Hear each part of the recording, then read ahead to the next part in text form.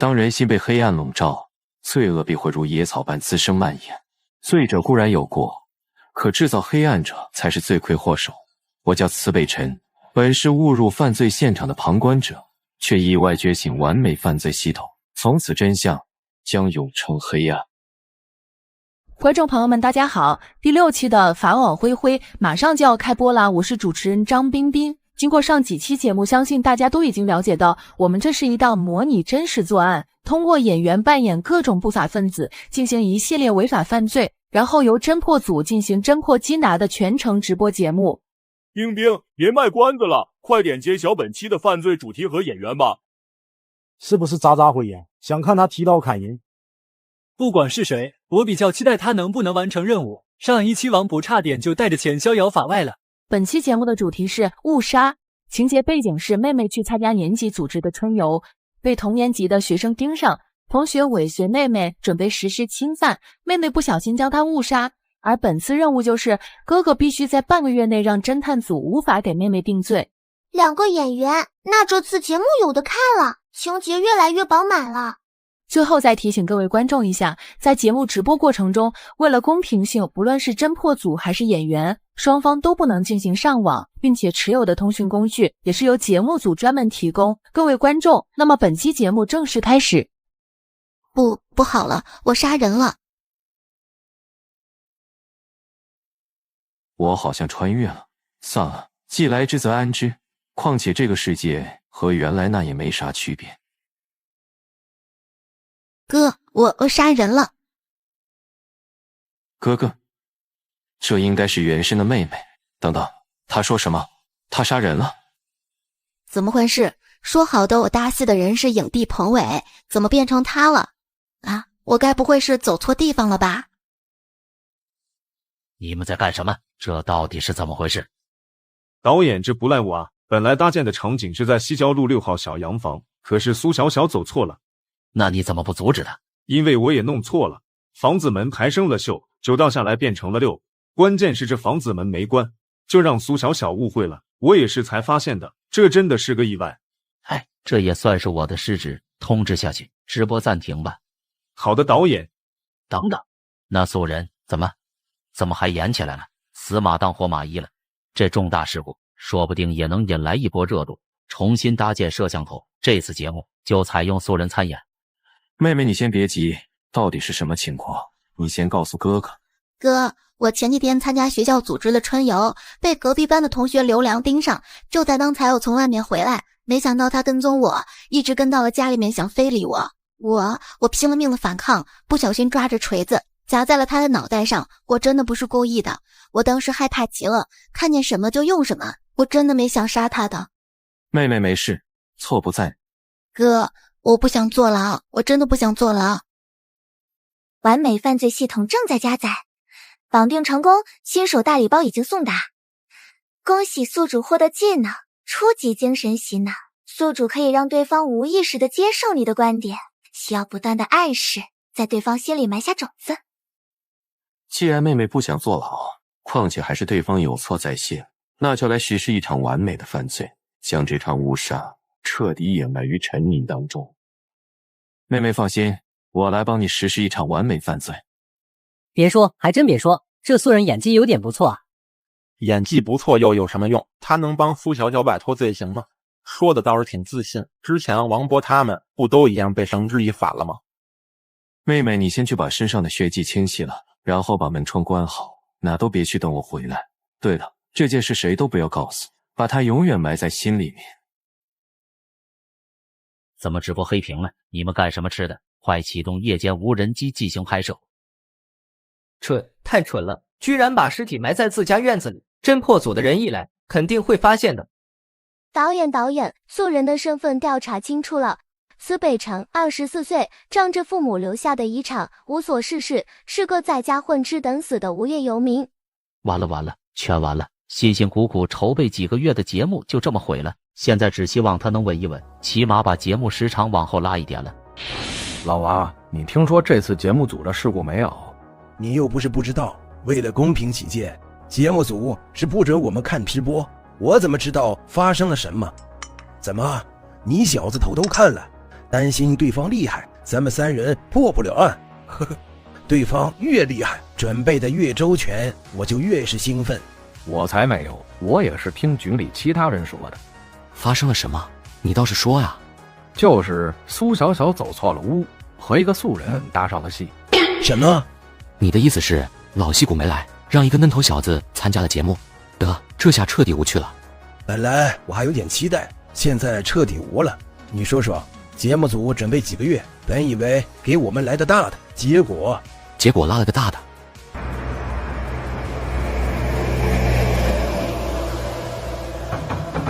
妹妹，困了就快睡。哥，我睡不着，我怕。你说刘良的父母知道他失踪了，他们会不会找到这里来？到时候我该怎么办啊？妹妹，你发烧了吗？在说什么胡话？刘良是谁？他来过我们家吗？我们根本不认识什么刘良，如果认识，也只有你和他在春游的时候见过一面，但也仅仅是见过。不是，这就不认识啦。他还在你家后院躺着呢。都是成年人了，苏小小也不是个小孩子，你对他说这些话，纯粹就是在自欺欺人。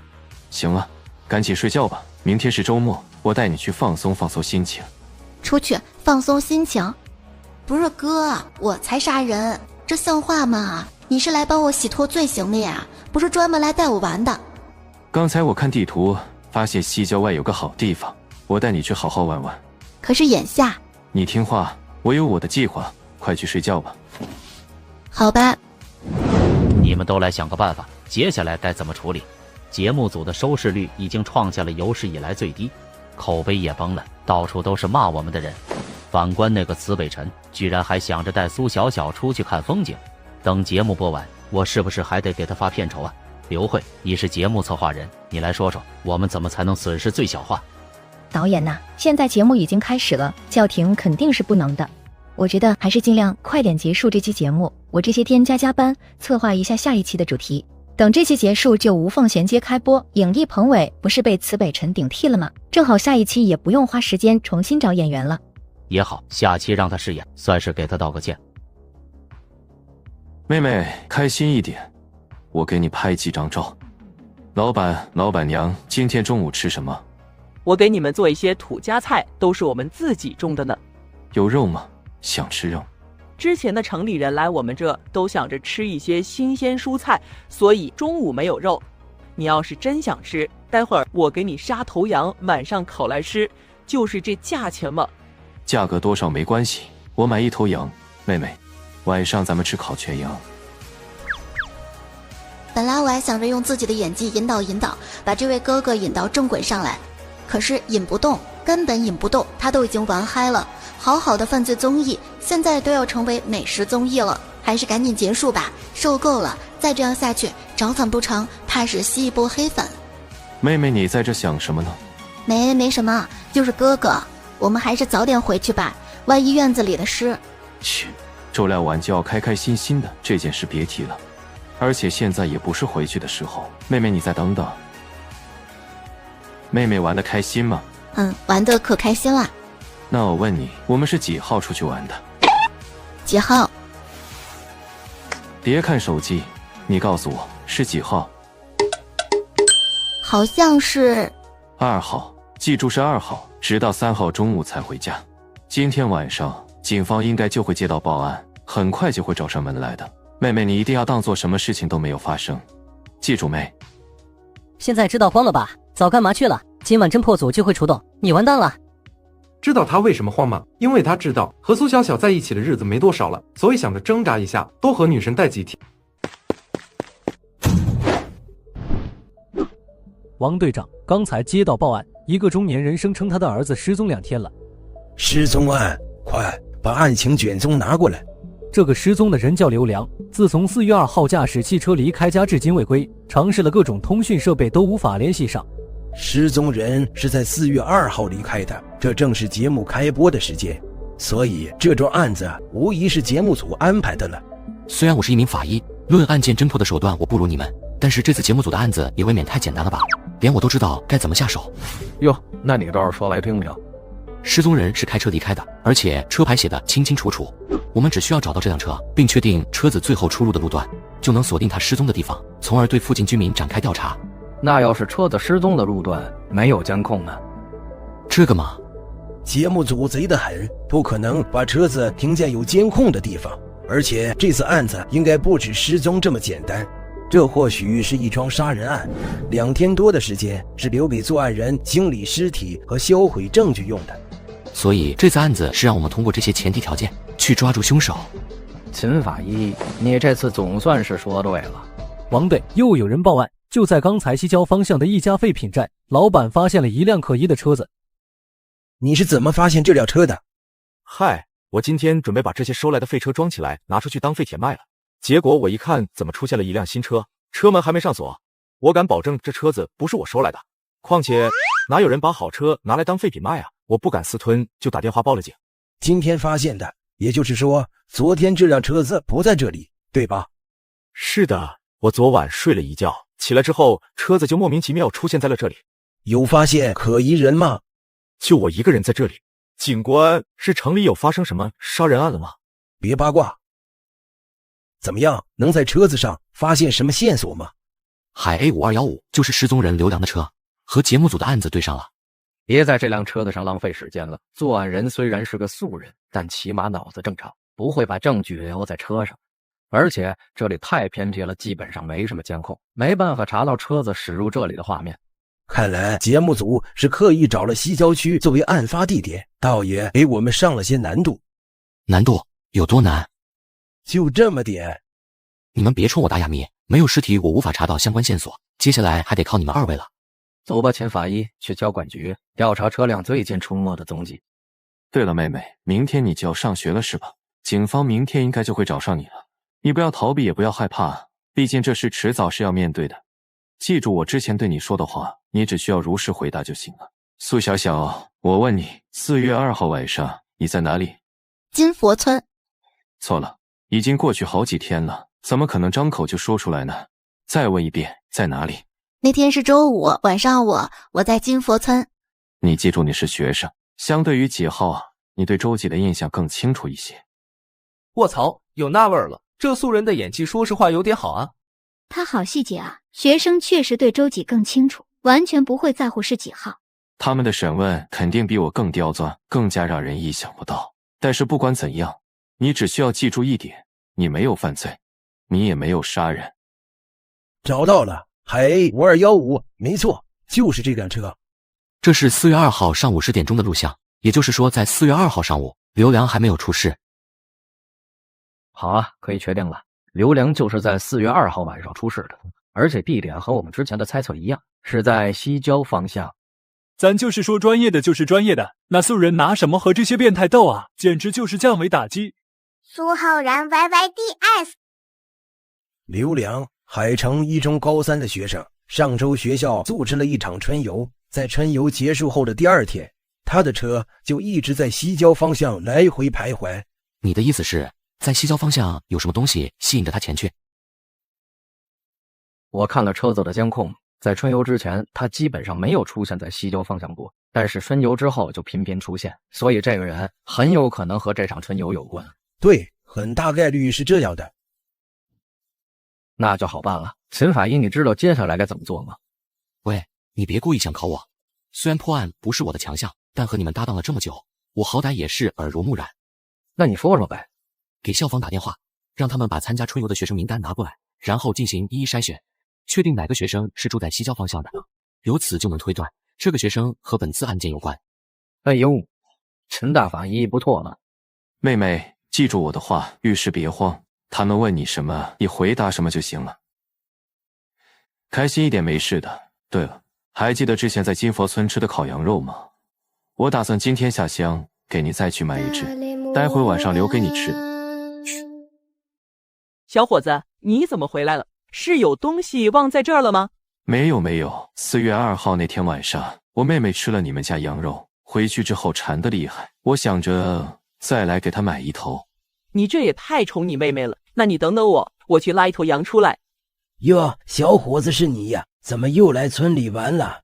是啊，村长，4月2号那天晚上，我参加了你们村的祭祖仪式，还听你讲了好多风俗，上次时间不太够，这次来我想听你再仔细讲讲，我顺便记一下。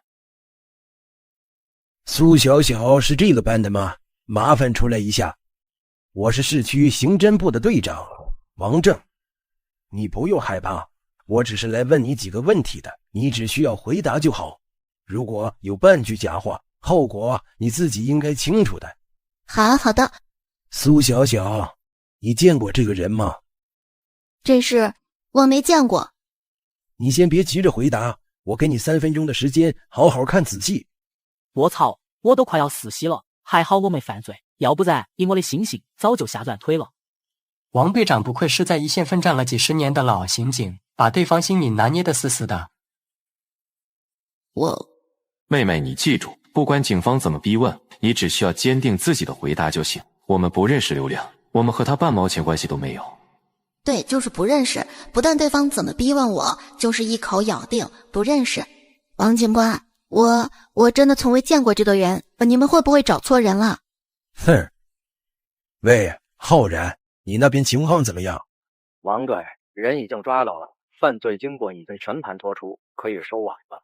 好，你哥哥都已经把事情交代清楚了，你还在这里撒谎，说你是怎么杀掉刘良的？哥哥就这么认罪了，但是他们一定会炸你的，你要坚定自己的想法，千万不能被他们带着走。他们并不知道自己的哥哥就是帮凶，凭什么就去抓他？这不合理。所以刚才他们的对话都是假的，是在炸自己。王警官，我真的不认识刘良，你们肯定是找错了。我真的不知道，你别吓我。或许是我真的弄错了，不好意思啊，小姑娘，把你吓着，快回去上课吧。大爷给你道歉，我们走了。王队怎么样？已经套出来了。刚才听到他哥哥被抓的消息后，他明显木讷了片刻，所以第二个扮演者的身份不用多说了，就是他的哥哥。所以妹妹只是案子的诱因，她并不重要，要不然节目组也不会留下这么明显的线索，让我们轻轻松松就把他给找到了。我梳理清楚了，这次节目的案子实际上就是我们和他哥哥的较量。我现在只是很困惑，在这2天的时间里，他哥哥究竟做出了什么举措？王队，你别乱猜，那家伙啥也没做，快去抓他，一抓一个准。妹妹，你还是被他套话了，他已经知道我就是你的帮凶了，今晚他们就会亲自上门来逮捕我。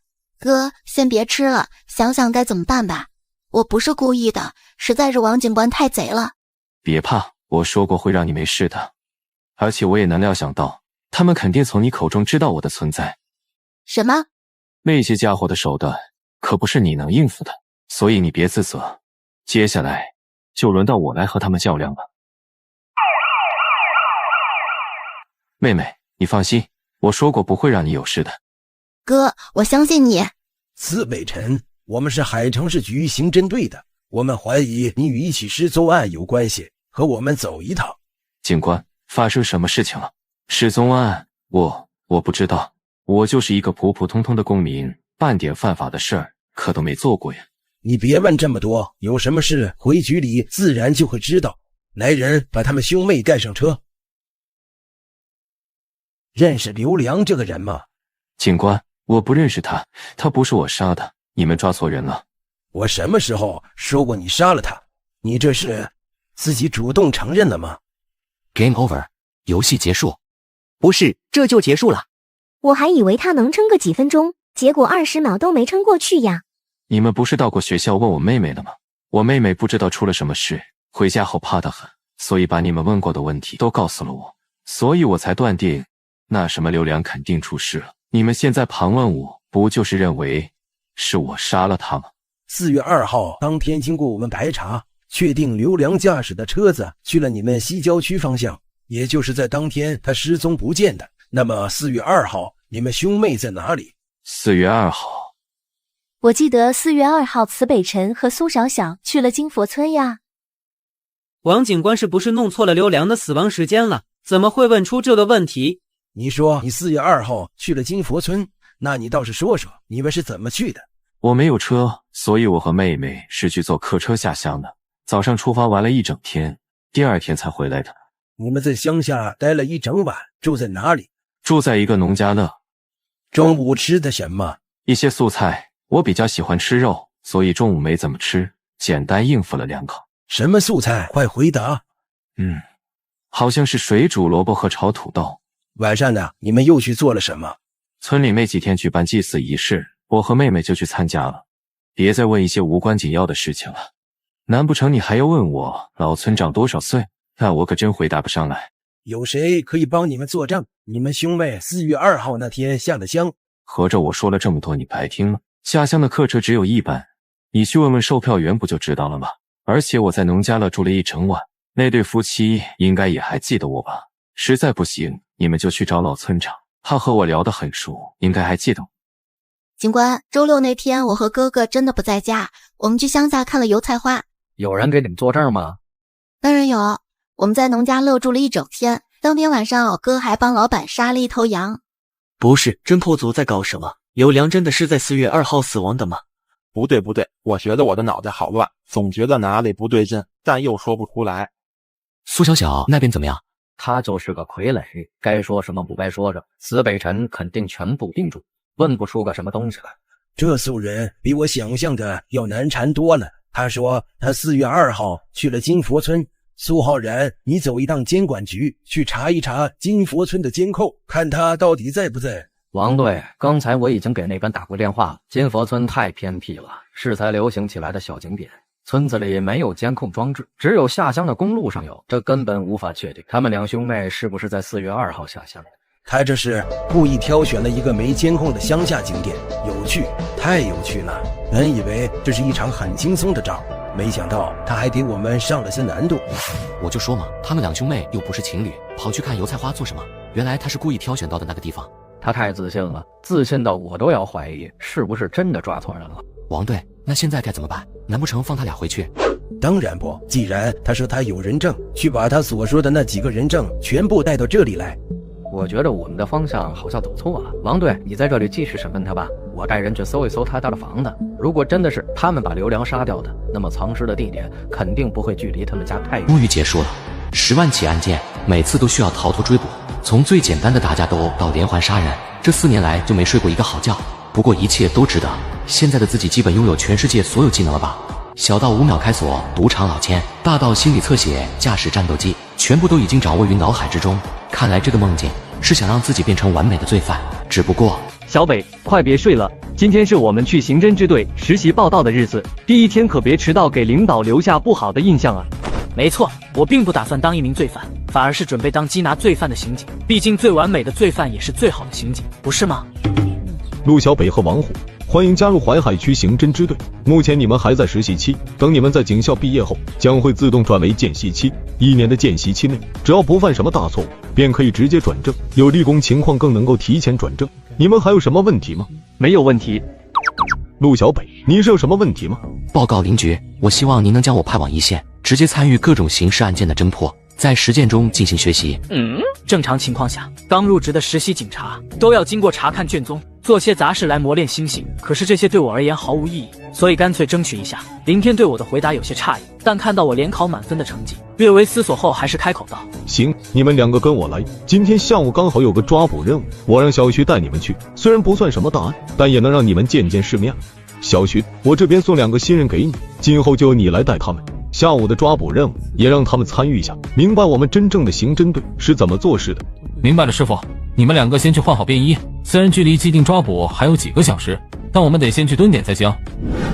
本次抓捕是针对4号面粉交易，消息是由一位线人提供，准确性极高，而且交易的量也很大。买家和卖家属于第1次交易，2人并不熟悉。他们安排的交易地点在中山路步行街，游客众多，人流量大，能够极好的掩盖他们行踪，这都是老油条的手段啊。师傅，咱们这次行动出动了多少人啊？除了我们3个之外，还有10多个人一起行动，他们会隐藏在各个角落。还有，以后你们2个跟着我，也不用叫我师傅，显得我太老，直接叫哥就行了。明白。把这2个耳麦隐藏好带上，等会所有的抓捕行动都会第一时间沟通。对了，我们现在刚好停在路口中间，你们2个现在这样看过去，能不能发现有多少是我们的人？刚好你们还没见过他们，让我看看在侦查这个科目上你们究竟合不合格。我和王虎都朝着步行街看去，数秒后，王虎有些尴尬道：盛哥，没看出问题啊？这条街道里面真有我们的人吗？那当然有了，不过他们都隐藏得很好，你们才刚入职实习，没看出也很正常。毕竟啊，如果你们能这么快的看出来，那鱼儿不也可能会被惊走了？那不就4个？小北，你不会是懵的吧？4个？你能说出是哪4个人吗？第一位就是那个水果摊，在遮阳伞下的摊主，客人来了也不推销，却看着四周太明显了。第二位则是便利店门口顾客，虽然买了吃的和啤酒来掩盖，但一口啤酒不喝，也很明显。第三位是最远处的导游，尽管举了导游旗，并且带着游客去了店铺，但他不煽动游客消费，却独自出来透气，这是不正常的行为。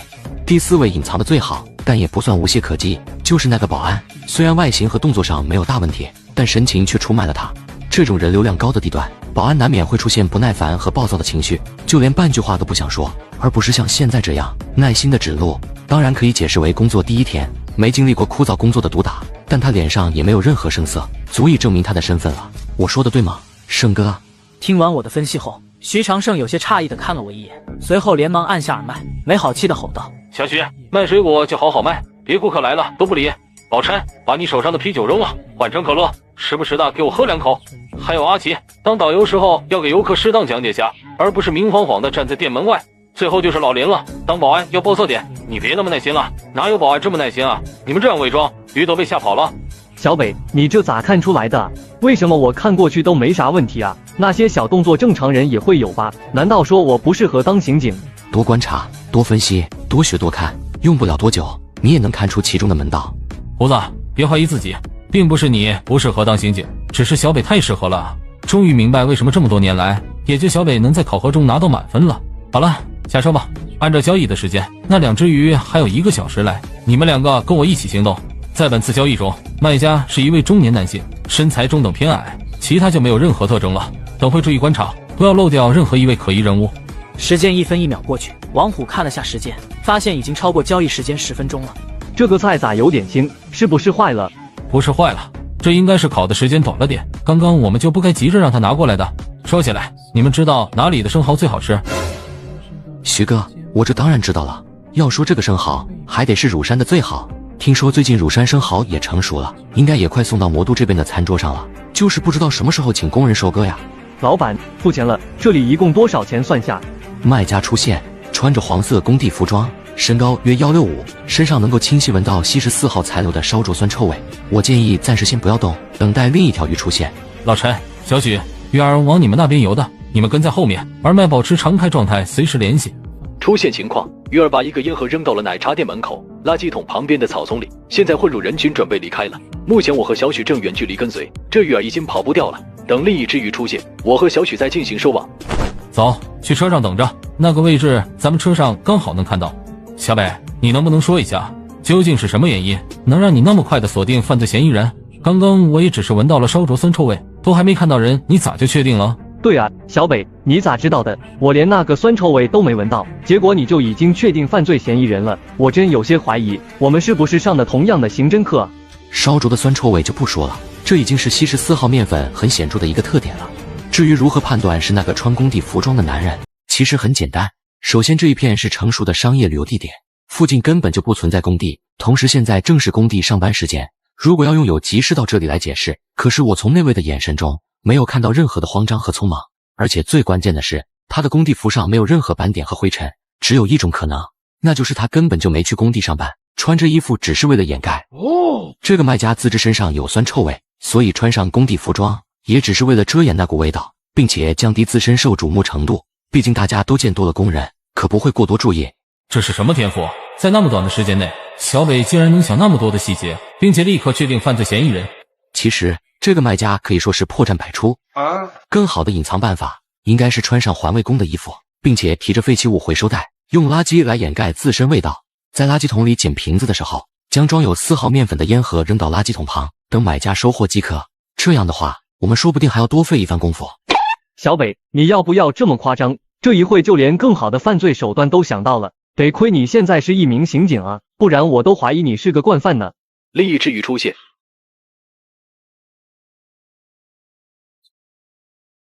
接上集，面粉交易的买家出现，只见一个男人走到草丛位置，竟然连四周环境都不观察，直接在草丛里捡起了烟盒，打开看了一眼就将其塞入怀中，随后又掏出一包烟抽了起来，接着直接站在原地打起了电话。见到这一幕，我们车上3人都微微皱起了眉头，因为眼前男人的状态有些离奇了。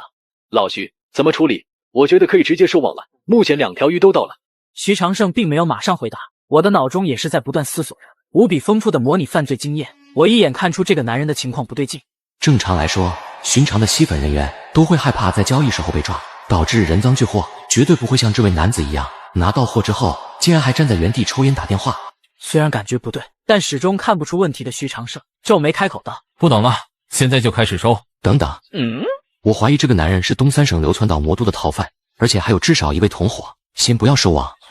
徐长胜愣了下，而后也是立刻反应过来道：阿奇、老林，你们等下，先不要动手抓捕，不要让这个人离开视线，我这里需要进一步查明其身份，你们等待我的命令。说完便一脸疑惑地盯着我，似乎想要听下我的解释。王虎，你现在查下东三省近1个月发布的逃犯名单，看看有没有跟这个男人长相差不多的，注意看长相就行，发型很可能已经变了。小北，说说你的判断吧。胜哥，这人拿到货之后还站在原地打电话的情况，那只有3种可能。第一种可能，这个人是刚吸粉的愣头青，但他能直接买25克的量，绝对不是愣头青。第二种可能，他的瘾犯了，可他也只是随便看了看，抽的也是自带的烟。那就剩最后一种可能了，这个人是彻底的亡命之徒，警方已经无法给他造成压力了，身上绝对背负着大案。那你是怎么看出他是东三省那边过来的？从这个人脸上的伤口可以判断，大约在10多天前，他曾和别人发生过力气搏斗，由于不敢就医，才变成这样狰狞的伤口。着装也很随便，一看就是没时间打理，很符合逃亡的情况。另外，他抽的烟并不是魔都常见的烟，反而在东三省颇为热门的长白山。看他的动作，能看出是个老烟民。但凡是老烟民，基本都有自己独爱的香烟品牌。虽然香烟这种东西看起来很小，但是对亡命徒而言就是最重要的心理慰藉。我操 ！A 级逃犯手里还有3条人命。什么？给我看一下。下一秒，这名男子的详细通缉信息就映入眼帘。15天前，在吉省春市伙同另外2人在春市郊区面粉交易点抢劫械斗，共杀害3人，重伤1人，总计抢夺财物10万余元。3人案发后往南下潜逃。好家伙，原本只想抓个瘾君子，没想到钓出大鱼了。看起来这个叫做罗振的1级逃犯，可不是所谓的要买4号面粉，而是要用这次交易做铺垫，再来一次黑吃黑啊！情况有变，阿奇、老林，这个人是吉省的1级逃犯，还有同伙潜藏着，暂时不要打草惊蛇，等他去找另外2个逃犯的时候，再实施抓捕，一网打尽。老陈、小许，你们跟着那条鱼儿先烧网了吧。小北，你真是让我太惊讶了啊，竟然能够如此敏锐地发现情况不对。如果等会能将那3名逃犯一网打尽的话，你这绝对是大功一件。另一边，老陈和小许将那个外号是瘦狗的卖家直接抓捕缉拿，而这个叫罗振的逃犯10分钟过去还是站在步行街，只不过会经常性的掏出手机查看，就仿佛在等待什么指令般。阿奇、老林，你们2个人是不是暴露了，让这条大鱼醒了，所以他才刻意停留在步行街，不准备去和另外2个人会？不对，问题出在抓到的瘦狗身上。这3名逃犯打算黑吃黑，可由于隐藏的那2人没联系到瘦狗，所以认为瘦狗和罗振暴露了。老陈，你们立刻把刚刚收缴的瘦狗手机拿出来看一下，有没有未接来电？我怀疑那3个逃犯正在联系瘦狗。身为经验丰富的刑警，徐长胜的推断能力完全不弱。老徐，确实有2个未接来电，最近的那个是在2分钟前，我和小许还不清楚情况，所以就没有接这个电话。我估计他们用不了多久就会再打过来。可现在的关键是，瘦狗这个老油条，害怕的话都说不完整，只要一接电话立马就会暴露啊。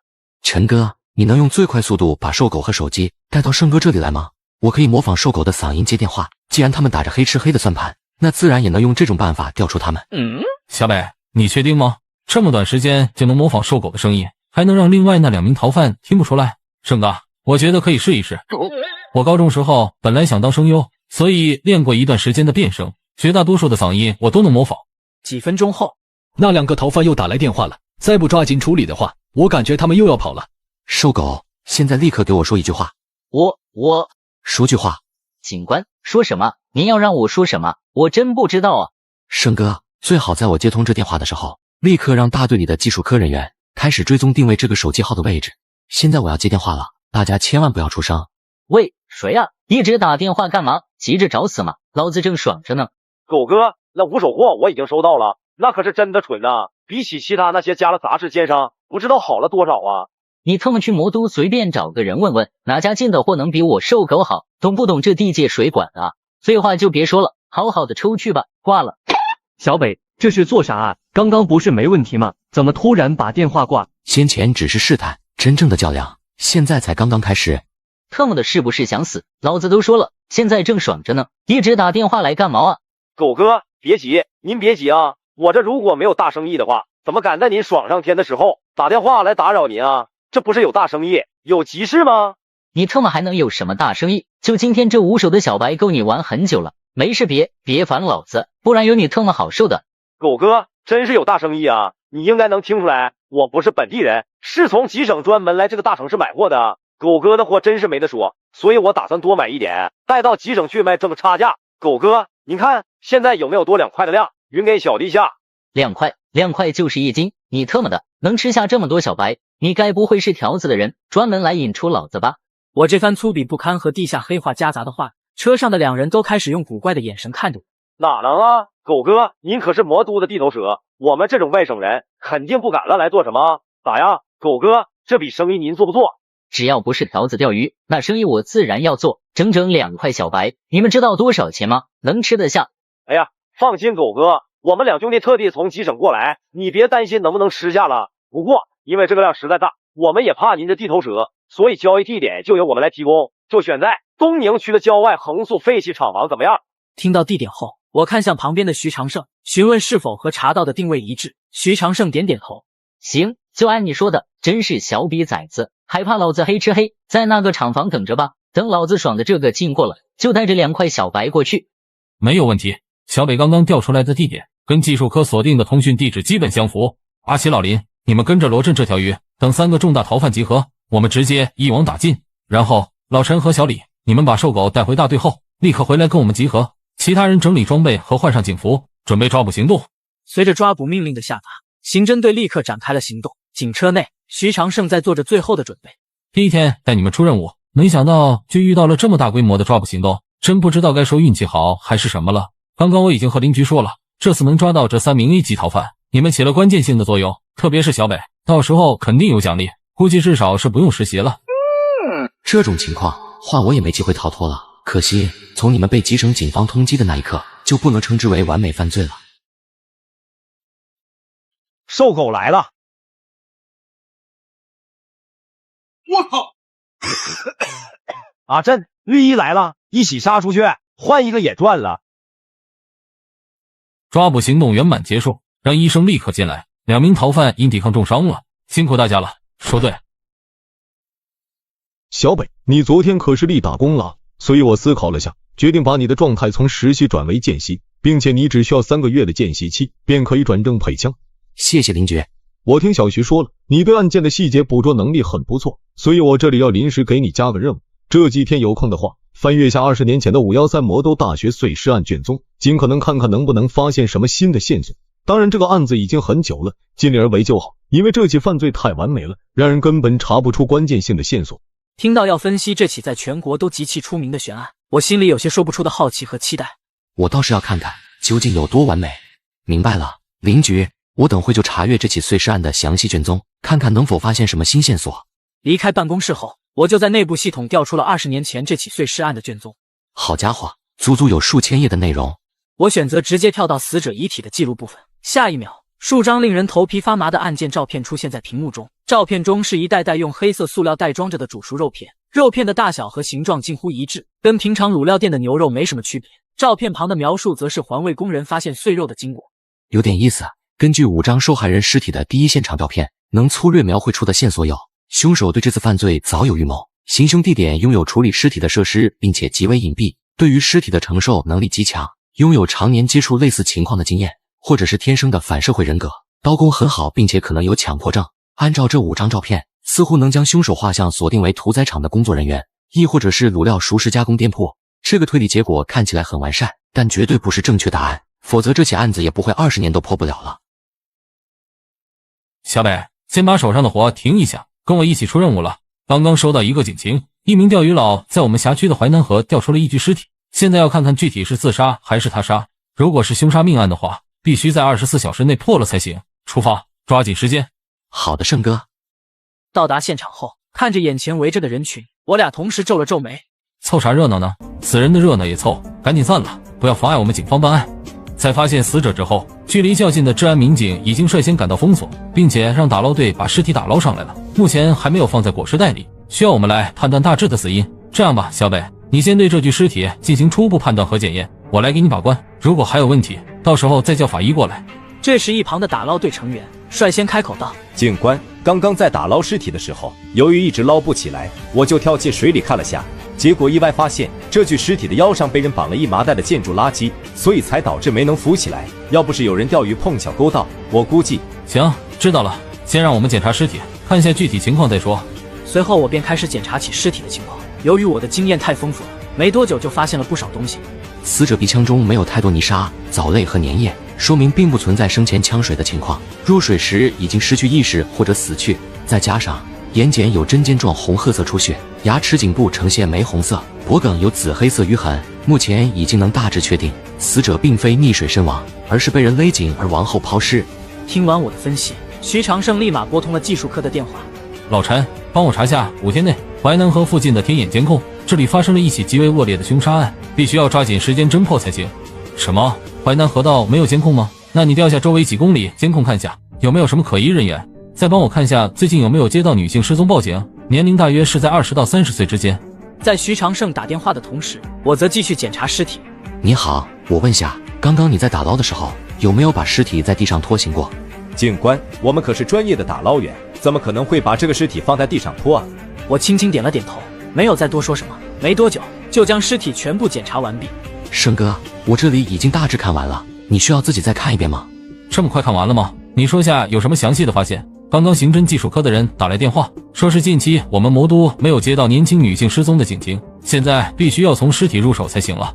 受害者是一名女性，身高约165，年龄应该是24到26岁之间，日常生活应该是颇为精致，这一点从双手的美甲和穿着能大致判断出来。但是自身经济并不算好，因为死者身上穿的衣服都是大牌的高仿品，若是大胆推测，还能得出其虚荣性格，或者需要穿大牌衣服的情况存在。受害人在死前是打扮精致的状态，绝大多数女生出门才会如此打扮，能判断出死者全装是为了见某人或者参与某个活动，结果却意外遭遇不测，熟人作案的概率大大提升。所以现在的结论可能就是受害人死前化妆精致，本要去见某个人，结果没想到意外遭遇不测，被铁丝或细绳落颈窒息而死，然后受害人被扔到淮南河中，并且用建筑垃圾绑在腰间，致使其即便腐烂了都不会上浮。若不是……胜哥，不对，这起案子很可能并不只有一个犯罪嫌疑人，而是很大概率出现了2次犯罪。因为在我的推断中，杀害并将死者扔到淮南河的人，跟在其腰部绑上建筑垃圾的不是同一个人。什么？2次犯罪？有2名罪犯吗？胜哥，你可以看下死者手腕的束缚性肿胀，这种样式的勒痕基本都是由手镯、手链、手表等物体造成。死者被抛尸河中导致手腕发胀，所以出现了勒痕，但现在这个物体却消失不见了。还有被利器砍断的那2根手指，伤口处并没有鲜血溢出和感染的情况，而且死者牛仔裤的臀部位置有极其明显拖行所留的均匀黄泥，即便是出现被凶手杀死在地上拖行抛尸的情况，可干的牛仔裤吸附能力并不强，抛入水后也会消散不少，绝对不会出现如此均匀的黄泥，更能够说明死者曾被打捞起来过。死者牛仔裤口袋沾有少量黄泥，极有可能是犯罪嫌疑人将其口袋中的手机或钱包拿走了，所遗留下的痕迹。我靠，牛逼！小北，你是太让我惊讶了，这样的尸体细节推断能力，比起法医都相差无几了。我是一名水性极好、心理承受能力强，并且经济条件不太好的附近居民。昨天闲着无事来淮南河闲逛的时候，意外发现河面上漂浮着一具女尸。我本想报警，但是看到尸体手腕上的手表和戒指，想到自己缺钱用，所以起了捞尸捡宝的心思。小北竟然将自己带入到第2名的犯罪嫌疑人上面，用心理侧写来进行分析破案，这天赋简直恐怖如斯。趁着天色昏暗，我直接将尸体拉回到岸边，可是由于尸体被水泡发胀，戒指根本没办法取下，所以我只能先回去拿刀，等会把他的手指砍断。在拿刀的路上，由于担心尸体被人发现，警察通过线索找到我，所以我就干脆用麻袋装了一袋建筑垃圾，等会直接绑在尸体身上，让他彻底的浮不起来。这次收获可大了，那手表和2枚戒指看起来就值钱，还有手机可以试试看能不能修。本来想着等风声过去就把这些东西拿去卖了的时候，一个该死的钓鱼佬竟然钓到了这具尸体。一大批警察来了，尸体也被捞上来了，周围邻居全部都去看戏。我现在有点说不出的担心，要不要跑路？不过人又不是我杀的，昨晚我也没留下什么证据，先不着急跑路，混在人群看下那些警察能找到什么线索再说。分析完后，我颇为自信地对徐长胜说道：胜哥，我觉得2次犯罪那个人大概率就是周边住户群众之一，现在很可能就在警戒线外看戏。先询问下在场围观的这些大爷大妈吧，重点排查会游泳条件差的人，看下是谁在浑水摸鱼。行，我马上安排。姓名：陈科群，年龄60，现在做的什么工作？啥工作啊？都退休了，现在也干不动了。没事了，老张，下一个上来吧。2次犯罪的嫌疑人很可能就是旁边围观的村民，而且处理尸体的手段很粗糙，证明嫌疑人肯定不是很精通犯罪，所以通过观察脸部微表情和肢体动作就能够分辨出来。随着一个个的询问过去，很快就剩下最后一个中年男子。姓名：许一国，我叫许一国。年龄多少？45。你用什么砍断受害人手指的？好久没工作了，无业游民，只能收废品，在工地打杂者。警官，您刚刚问的是什么问题？什么砍断？我怎么可能砍断他的手指啊？我之前都没见过他，都是今天才看到他的。您是不是问错人了？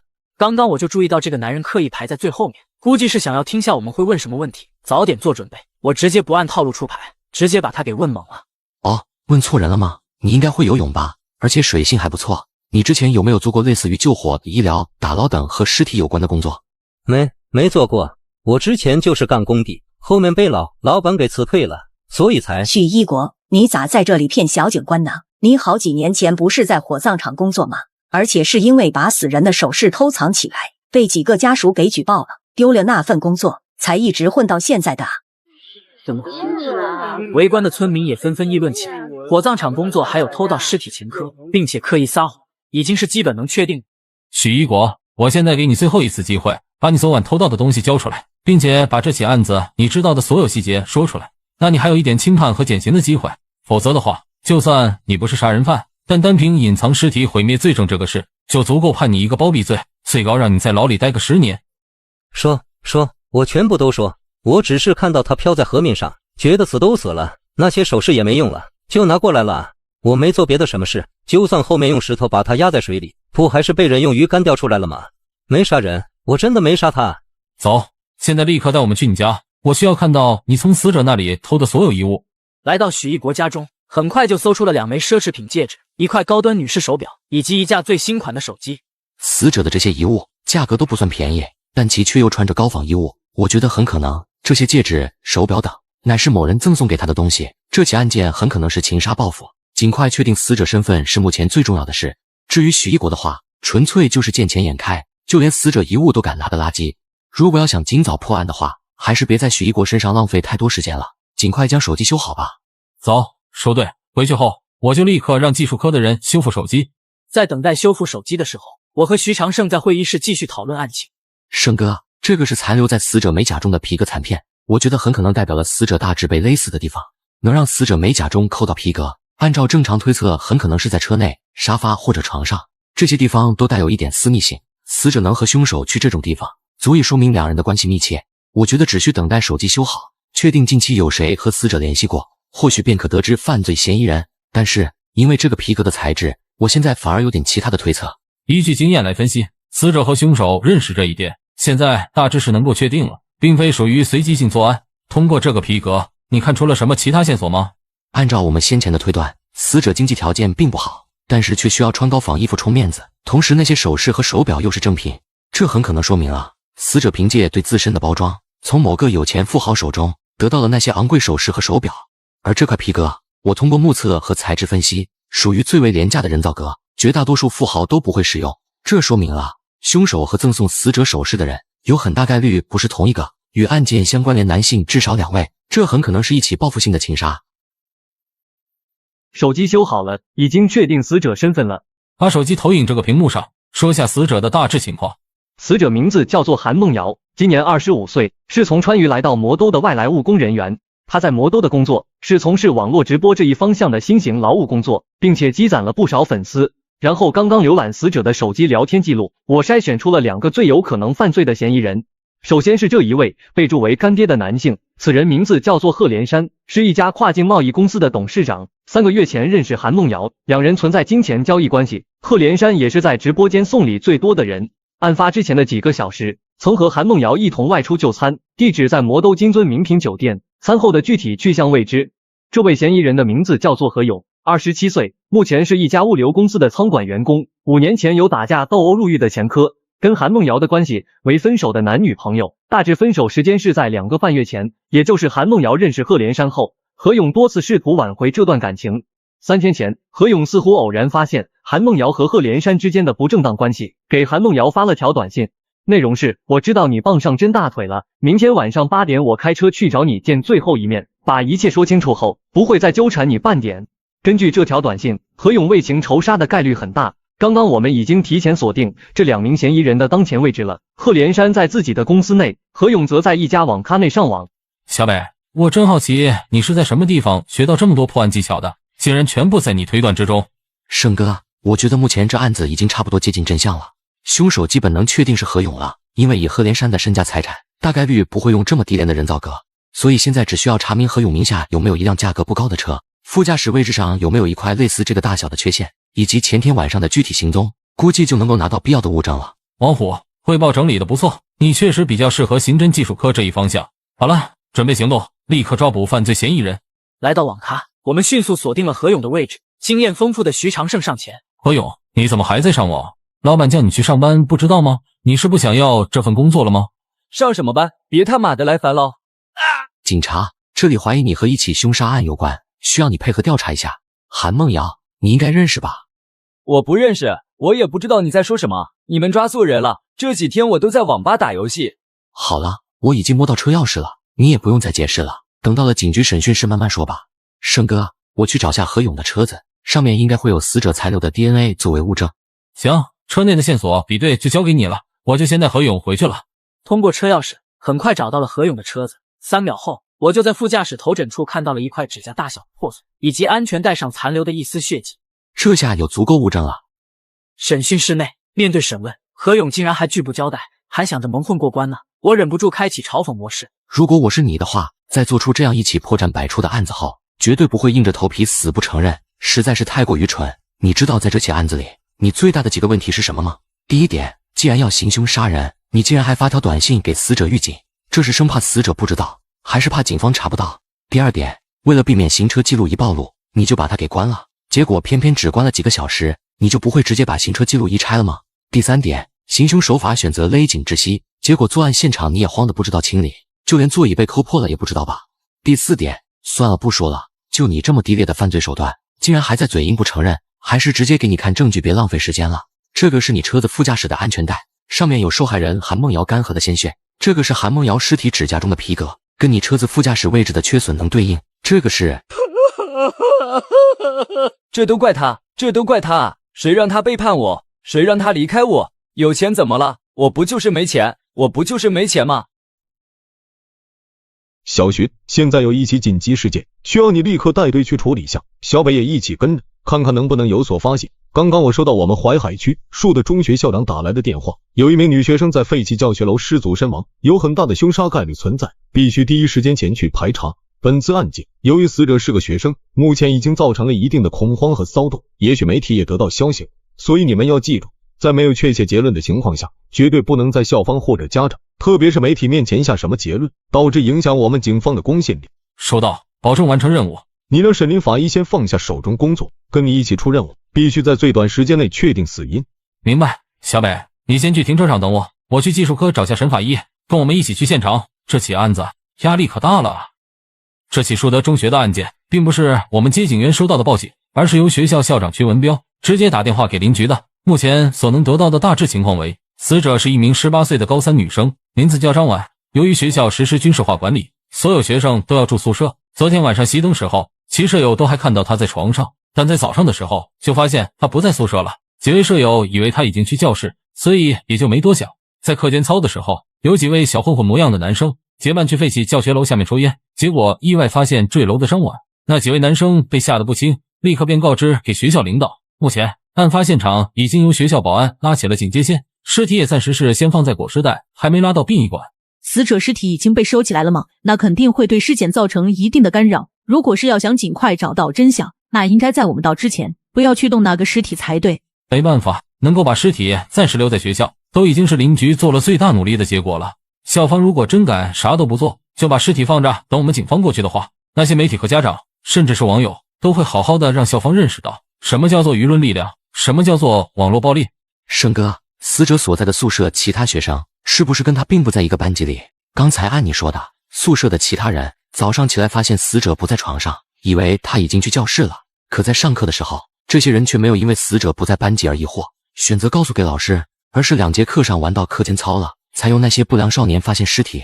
由于住宿不在一起，会不会因此导致死者受到了班级排挤，最后走上这条极端的不归路？听说局里来了个天才，这细节推理能力果然恐怖如斯。徐队长是吧？邻居先前跟我提过，说您破案的经验极为丰富，这次的事情就麻烦您了呀，尽快找出这名同学坠楼的具体原因。目前我这边所承受的压力真是大得很啊。放心，徐校长，我们就是为找到真相而来的。等我们检查完案发现场，得出最终的结论，会第一时间给你们一个不掺杂人情和虚假的真相。当然不用掺杂人情，只要是真相就行。随后我们3人便来到尸体面前，打开裹尸袋后，入眼便是一张极为年轻的脸，颅骨有明显的变形，四肢也因骨折出现病态的扭曲。没一会，我们3人的目光同时望向死者的左手腕位置，因为那里有一道深可见骨的割腕伤口。沈凌仔细看了2眼后，皱眉开口道：这个割腕的伤口很明显不是死者自己造成的，因为这个伤口位置在左手腕，按照正常人的发力方式，如果是右手持刀进行切割，那切割方向肯定是由外到内，绝对不可能像现在这样从内到外，这不符合人体常规。能出现这种特殊的伤口，按照以往的经验，基本都是由另一个人站在对面，手持利器切割，恰好伤口方向能为由内到外。沈凌的这番话不可谓不惊人，因为按照这个推测，除了死者自己外，本次案件还有他人的参与，这个因素无疑是让案件的不确定性和严重性增加了数倍不止。沈法医，你认真的检查一下，死者究竟是由于割腕失血过多，还是坠楼身亡，亦或者是否存在被人胁迫割腕死亡，最后伪装成坠楼的可能？死者大概率是自杀，这个割腕伤口极大可能是坠楼后由其他人切割出来的。你们可以看一下这个坠楼的血迹，离教学楼的距离大致是2米左右。按照我们刑侦的经验来看，如果受害人是被推下楼，或者死亡后被扔下楼，由于重量原因，大多会坠亡于离楼1米内的距离。但要是自行跳下，因为惯性和抛物线的缘故，基本的离楼距离是能在1.5米左右。可现在死者血迹离楼距离是2米左右，这说明了死者大概率是用尽全力跃下的。死者手腕上的伤口已经将桡动脉割破，也就意味着出血量会极大。如果在坠楼前被割破桡动脉，我觉得以动脉的涌血压力，半空绝对会有不少的血滴溅落，可现在却完全没有。这足以证明死者坠楼不久后，或者说几分钟内，有一个人来到了他的身旁，将其左手腕的桡动脉割开，以求达到100%死亡的目的。徐长胜对我的能力已经见怪不怪了，沈凌则是有些惊讶地看了我一眼，随后没有丝毫迟疑，立刻更为细致地检查起尸体。3分钟后，陆警官说的没错，根据受伤的位置，死者是以仰面状态坠楼，这个手腕上的伤口也确实为死者坠楼后由他人所造成的2次伤害。由于人体的血液总量有限，所以在无法止住的情况下，越早出血的部位，血小板形成的凝血范围自然也就会更大。但现在跟几处重大伤口对比，桡动脉明显凝血范围和程度都偏低，再加上死者刚坠楼时可能还未彻底死去的情况，这无疑证明了有人要确保他100%死。沈凌最后的这句话无疑是让气氛凝重起来，徐长胜更是眉头紧锁。不管最后真正的死因是由于高空坠楼，还是桡动脉导致的失血过多，现在基本能100%确定，在这起案子里有第2个人的存在，甚至都无法排除有更多人的可能。目前还无法确定死者在坠楼前是否还遭受过他人的逼迫，或者其他的某些威胁，但不管具体的情况如何，必须要尽快把真相找出来才行。胜哥，我打算去死者具体的坠楼点看下，也许能找到其他的一些案件线索。我总感觉这起案件有些太诡异了，并没有看起来的那么简单。沈法医，这边你做个更为细致点的尸检，我和小北上这个废弃教学楼看下，看看有什么关键性的证据。没多久，我们就来到了废弃教学楼的5楼，正准备朝楼顶迈步的时候，不约而同地停下脚步。太干净了，被人打扫过，连灰尘都没有多少。我弯腰摸了摸楼梯，开口道：这栋废弃教学楼3年未曾打理过，所以灰尘极易从各个地方飘来，刚打扫完用不了多久就会又有灰尘。以这个楼梯的浮灰程度来看，应该是有人在昨天晚上，也就是死者坠楼的那段时间，将属于他们的脚印扫干净。可以确定除了死者以外，还有其他人跟随着来顶楼了。来到天台，徐长胜看着面前的景象，有些感慨道：太可惜了，都还是没长大的孩子。因为呈现在2人的面前只有一张摆放整齐的可爱餐布，周围本应满是灰尘，现在也被打扫得极为干净，而在餐布上面有2瓶插着吸管的牛奶，旁边还有数包吃完的辣条、薯片的包装袋，一盏深夜读书用的小台灯，以及一封放在中间的淡粉色信封。可以想象，在昨天晚上，死者便是在这块餐布上面，跟另一位未知的见证者度过了最后的那段时间。徐长胜先是将这幅画面拍下，随后将粉红色信封拿起看了一眼。小北，你来看下，这个信封上面竟然还写着帮我交给警察叔叔几个字。为什么这么好的孩子会选择走到这一步啊？我先把这信封打开看一下呀，我总感觉这起案子还是有些问题，希望能够从这封信里面得到什么线索。徐长胜摆摆手，自己则蹲下来检查餐布上的东西。抱歉，警察叔叔，我是不是给你们添麻烦了？对不起，真的很对不起，希望还没有给你们造成什么大麻烦。对了，警察叔叔，你们不用浪费时间找凶手了，这是我自己的决定，跟其他人都没有任何关系，也没有人逼我这么做。至于为什么会做出这个决定呢？因为我觉得这个世界好像有没有我都不会有什么差别，有些人注定就是多鱼累赘吧，而且我过得太累了，真的是太累了，所以我想要彻底的轻松，永远都不用担心清醒的轻松。如果还能有来世的话，我希望能变成海洋中的蓝鲸，因为它足够庞大，足够强壮，足够自由，还有足够的珍贵，只需要一眼就能被人看到。说的太多了，总之这是我自己的决定，警察叔叔不用继续再查下去了。等等，最后再让我骂一句吧，去特么的狗屎世界，下辈子再也不想来了。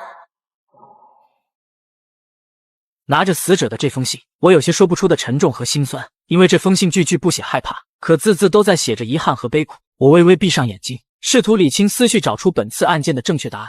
小北，怎么闭着眼睛了？这封信里面是有啥关键线索？还是你推断出了什么有用信息吗？胜哥，你可以看一下这封信，这里面并不是遗言，而是死者给我们留下的话。然后我说下我的大致推断。首先，目前应该能确定死者是自杀，但尽管是自行跃下，也不能排除是否有犯罪嫌疑人用药物或者精神暗示来控制死者的极端情况存在。至于死者的左手腕动脉被割破，我现在大致有3个猜想。第一个，死者在坠楼前曾让一起来天台的同伴，如果发现他意外没死的话，能给他安然离世的机会。第二个，那位同伴见到死者未死，不忍心他受此折磨，所以选择割开了死者的桡动脉。第三个，整件事可能还有其他人的影响存在，在这个人的指使或者要求下，那位同伴必须要确保死者离世。所以我认为关键问题在于必须要尽快确定那名同伴的具体身份。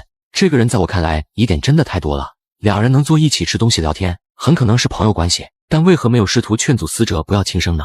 其次，灰尘被扫了，不想因此留下脚印，却不在乎天台遗留的 DNA 痕迹，是否能够说明一件事，脚印比 DNA 更容易找到他。我觉得这名同伴很可能腿部有缺陷，同样属于在学校中被人所排挤的一类人。由于两人有相差无几的遭遇，所以能成为颇为不错的朋友。另外，从这名同伴掩盖行踪的做法，很可能并不是要逃窜，而是单纯让我们迟一点找到他。那为什么不怕被找到，却担心被太早找到？如果往极端点的地方设想，很可能这名同伴也是要自杀。2个学生能同时做出自杀的决定，如果真像你推测的一样，那很有可能背后有一只手在操控这一切。那我们现在最重要的就是先找到这名同伴，这条线千万不能断掉。先下去吧，这里的东西让技术科的来收拾。沈法医，你有什么新的发现吗？我在死者手臂上发现有数量众多的小型刀割伤口，根据刀割方向可判断为自残。不过让我很奇怪的是，手臂上的伤口即便这么多，可都没有任何一个刀割的疤痕存在。这无疑是说明了死者出现自残的行为也只是从这段时间内开始而已。可如果是抑郁症引发自杀，应该前期就有很多，至少自残行为应当要出现至少几个月了才对。这名死者从自残到自杀，情绪进展太快了。沈林法医，你有没有采集死者的血液？可不可以立刻检测下里面有没有药物残留，特别是查下有没有面粉的存在痕迹。对啊，要是血液中检测到残留，那就能证明有人在引导死者自杀。给我一点时间，现在就开始检测。在等待检测的同时，徐长胜去联系技术科的同事，我则见到了死者张婉的班主任。张婉的性格是有点孤僻，可能和她的父母离异有关系。这5年来，张婉都是跟着她奶奶生活，但在2个月前，张婉的奶奶因为心梗去世。等她参加完葬礼回来后，肉眼可见的更加孤僻沉默，一天可能都见不到她说一句话。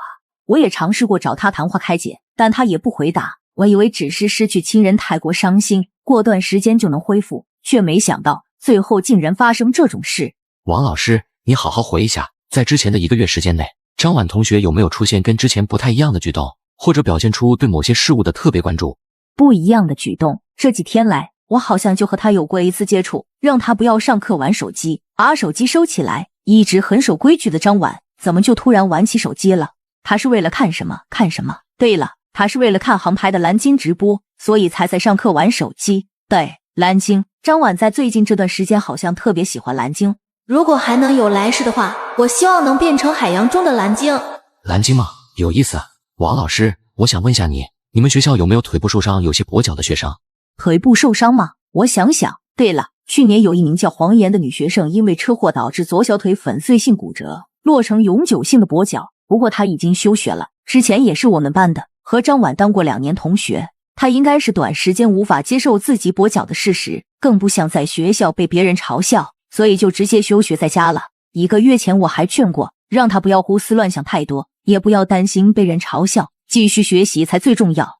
她在和你聊天时候有没有提过有关于蓝鲸的事情？有，那次电话快挂断的时候，黄妍忽然问了我一个问题，她问我人死之后能不能变成自己念念不忘的东西，如果可以的话，她想要变成一只海中的蓝鲸，获得前所未有的自由，再也不用因为跛脚忍受别人的指指点点。出现了，又是变成蓝鲸获得自由。王老师，现在情况很紧急，麻烦你用最快速度将黄妍的居住地址、人际关系等等相关信息整理好后交给我们。好的，陆警官。沈林法医，死者的血液检测结果出了吗？经过初步的检测，我从死者的血液标本里已经同时发现了药物和面粉的残留痕迹。面粉还暂时无法确定种类，但药物的话，我已经能确定死者在生前服用了大量的阿片类药物，也就是滥用就会让人成瘾的止痛药。不管是面粉还是这种药物，一个学生是绝对买不到的，所以现在可以肯定这一切是有人在掌控和诱导的。小北，情况怎么样？我现在基本可以确定，这起案件并不是结伴自杀、抑郁自杀等类型，而是一起早有预谋的凶杀案。黄妍并不是凶手，也不是协助的帮凶，反而同样是真正凶手的目标。这起案件中还有第3个人，始终潜藏在暗处掌控诱导着一切。这个结论令徐长胜愣了下，而后神色也随之凝重起来。继续说下你是从什么地方推断出有潜藏的凶手存在？随后我就将老师那得来的消息以及蓝鲸和药物等情况讲述了一遍。小北，你的这个推断很重要，这起坠楼案件我们必须要彻底重视起来才行。但是现在最关键的阶段性目标还是将黄妍找出来。通过老师那里得来的信息，我们选择先到黄妍的家中探查情况，然而房间内却空无一人。这咋回事？小妍怎么不在卧室啊？难道有事出门了吗？可我早上6点就起来了，也没看到他出门啥的啊。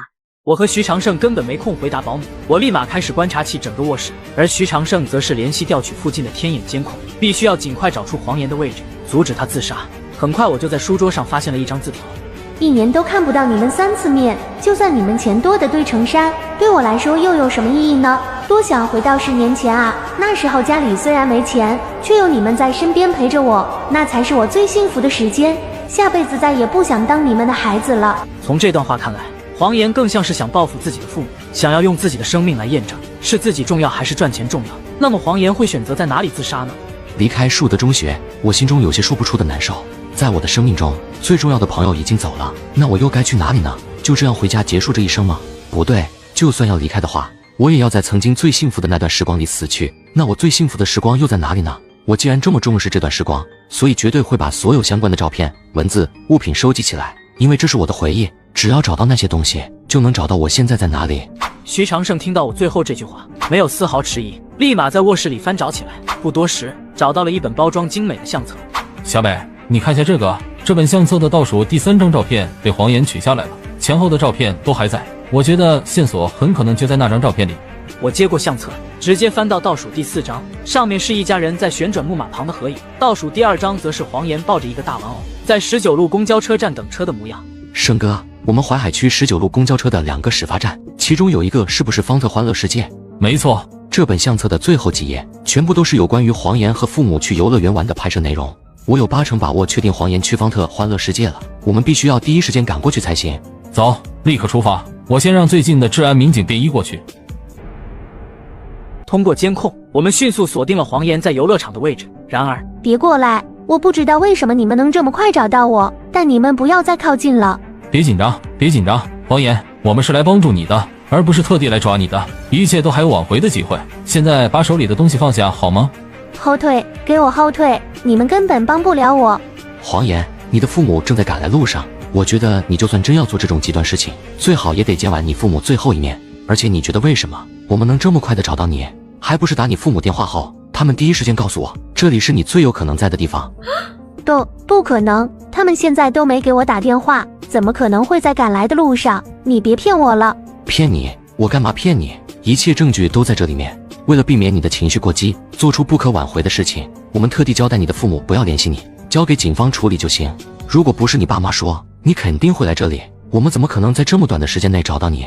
警方也不会骗你这种小女生。这手机里还有通话记录，我现在把手机递给你，锁屏密码2580，看通话记录就知道有没有骗你了。等等，突然想起来我有件事要问下，黄岩同学，你最近是很喜欢蓝鲸吗？我发现你和张婉同学两人最近都很关注蓝鲸，我有点好奇这件事，你回答下，就算这次我帮你的交换。不是喜欢，是游戏。我们最近在玩一个叫做蓝鲸游戏的东西。对了，黄岩，你还记不记得我说的锁屏密码多少吗？疼，放开，快放开我！好了，放轻松。黄岩同学，刚刚是为了保证你的安全，所以才用这种强制手段，希望你后面能好好配合，别做这么极端的事情了，那样对我们都好。黄岩同学，今天早上在树德中学发现了一起意外坠楼案，我们在里面发现。所以你刚刚都是在骗我吗？我爸妈其实根本就没有，也从来都没有找我。陆警官，您找到小严了吗？您是找到小严了吗？陆警官，您快回答下，我们按照你的要求，可没有打小严的电话，也不敢打电话影响您。找到了，现在我就在黄岩的身边，你们要和他说话吗？哼，你们女儿目前不想说话，我们现在要把黄岩带到队里了，具体情况和问题等你们到刑侦队再说吧。是的，我刚刚骗了你，你父母根本就不知道你在欢乐世界，这是我通过线索推断出来的结果。不过你父母对你的担心，我并没有欺骗你，没打你电话也是我们刻意要求。行了，这下知道自己在父母心中的地位了吧？不要再寻死寻活了，把问题说清楚那就可以了。现在先回警局，有关于蓝鲸游戏的事情，需要你全部都说一下。黄岩，我后面问的每一件事都很重要，所以你千万不要有任何隐瞒。昨天晚上12点左右，你应该是和张婉在一起吧？是，我是和小婉在一起。除了你之外，还有其他人在吗？没，昨天就我和小婉2个人，我们就坐在天台上，拿出带来的零食一起吃，还有不停的聊天。那时候你们2个人有没有害怕情绪？要知道，如果从那么高的楼摔下去，先不说会不会死，至少也会半身不遂，一辈子只能躺在床上。我其实有点怕，但小婉她一点都不怕，她已经彻底烦透了这个世界，想早点通过这个游戏变成自由遨游海洋中的蓝鲸。至于会不会半身不遂这种事，小婉并没有去考虑，因为她特地交代我了，如果出了什么意外的话，让我帮她最后的一个忙。所以张婉左手腕的那个伤口就是你割开的吗？是我，可我真的没办法，啊！看着小婉那痛苦的恳求目光，我真没办法拒绝她交给我的唯一请求。我想她已经完成自己的梦想了吧，成为了那只……不，自杀并没有让她变成所谓的蓝鲸，而是变成了殡仪馆里的某具冰冷尸体。因为你们口中所谓的蓝鲸游戏，单纯只是某个人用来犯罪的工具而已。虽然我知道死后变成蓝鲸是不可能的事情，但这也只是我和小婉内心的愿望罢了。而您刚刚说的某个人用来犯罪的工具是……我说的就是字面意思。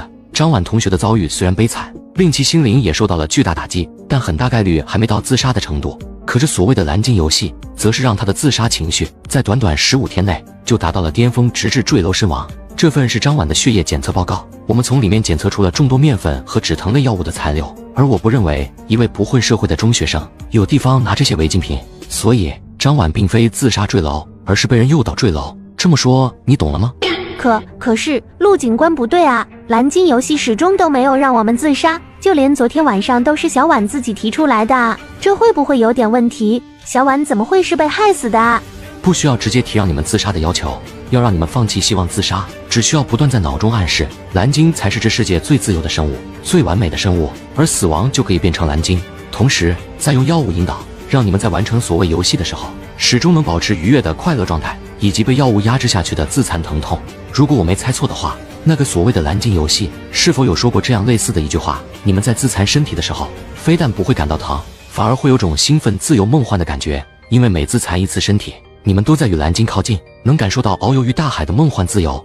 陆警官，您怎么会知道？我们从来没和别人说过蓝鲸游戏的事情啊？难道真的就和您说的那样？小婉，现在你应该明白了，我们才是站在同一战线的人，所以接下来我需要得到你的全力配合，必须找出真正害死张婉的凶手。我刻意透露的消息，对黄岩来说，无疑是不敢想象的晴天霹雳。但震惊过后，他眼中顿时腾起无法言说的愤怒和坚定。这个所谓蓝鲸游戏，是在大约1个月前，突然莫名发到我邮箱里面的游戏邀请函。我还记得上面是这样写的：邮件的内容无非就是对他们不公命运的同情，以及一个相似遭遇的外国女学生因参加这个游戏，此后变成蓝鲸的剪辑视频。这么低劣的手段，估计也就骗初高中生了吧。这么精准的投送邮件，而且能判断出黄岩和张婉有受这个游戏影响的可能，明显是周边熟人实施犯罪的可能性最大，已经排除随机犯罪了。继续说吧，后面又发生了什么事？小婉说它很有用，所以我就决定参加这个游戏了，因为好奇究竟有没有那么神奇的作用。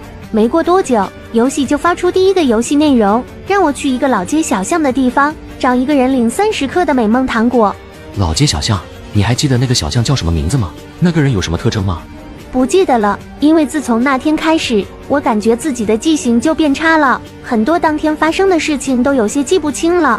对了，我突然记起来一件事情，就在我从那个人手中领了30颗糖果之后，有位很瘦又很黑的中年人连滚带爬地抱住那个人小腿，好像还在一直喊着：“狗哥，先给我一口，后面肯定会给钱的。”狗哥是瘦狗吗？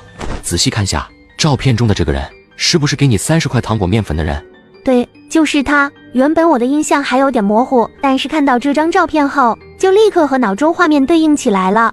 看来能确定就是瘦狗了。15天前，瘦狗还没有被我们抓捕归案，在时间上面并没有冲突。不过瘦狗绝对不是幕后凶手，先不说他有没有这种脑筋，以及无法在看守所发布邮件指挥，单论这个纯度的面粉，就不是瘦狗能够搞到的东西。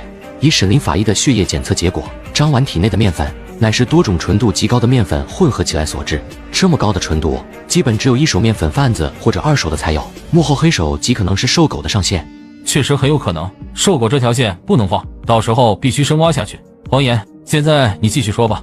拿到糖果的第2天，这个游戏就让我在晚上8点吃1颗糖，然后脑中要想象着自己要的自由以及蓝鲸遨游的画面。后面2天的游戏内容都差不多，第5天开始就让我自残。我因为变成所谓的蓝鲸真的不是特别感兴趣，就没有照着做了。结果被他发现后，他给我发了一段带着威胁的辱骂和训斥。是用什么词来骂你的？他是在邮件里写着：“给你自由的机会，却不懂得把握和遵守，活该一辈子跛脚被人看不起。”写得清清楚楚却不配合。精神病院里的那些侏罗都比我懂游戏规则。黄岩，你的意思是他有直接写出你跛脚吗？以及还说了你甚至不如精神病院的侏罗？没错，确实有这一封邮件存在。看来那个幕后凶手在得知黄岩已经连续几天没有完成游戏任务后，明显是有些狗急跳墙了。目前这个进展来看，能够近乎100%确定周边人作案的可能了。同时，常人不会关注的精神病院，很可能也会有类似案子出现。线索正在一步步凑齐，看来就快要掀开真相了。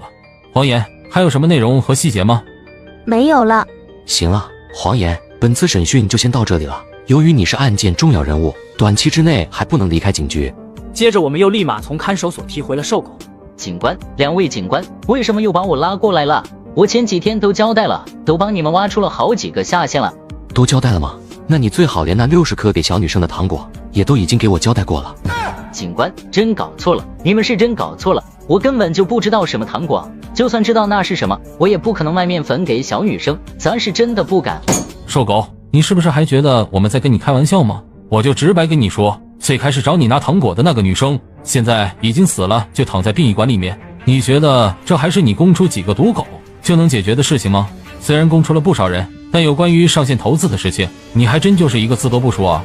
那个人是威胁你了吗？2位警官，对不起，别生气，我好像记起来了，在15天前，确实是有个小女生找我买货，那些糖果就是我卖给她的，但是怎么闹出人命了，我是真不知道了。哼，瘦狗，你真是让我长见识了。像你这么怕死的人，竟然有天也会主动扛下这种案子，但你觉得自己扛得下吗？盛哥，我有一个想法，不如我现在去技术科拿点高纯度的小白样品过来，到时候直接挂在瘦狗鼻子前。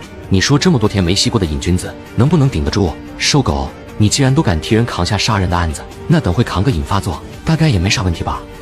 瘦狗想到自己这些天在看守所瘾犯时候的痛苦经历，忍不住打了个寒战。警官，我真没办法，我是真没办法说啊。那些人会杀了我，不对，他们会杀了我的家人，他们会把我家人全杀了啊！求求你们，别问了，别再问了，所有事情都是我做的，我也不知道上线是谁啊。他们？为什么会有他们？你不是只有一个上线吗？他们并不是我的上线，或者说他们是我上线所在组织的所有人，掌控着整个龙国至少50%面粉销售网络，基本也只有他们敢大量售卖高纯度面粉。我需要你一五一十把知道的东西说出来，不要有任何的隐瞒，这样我们才能更好的开展工作。这不仅是为了我们，更是为了保护你的家人，懂吗？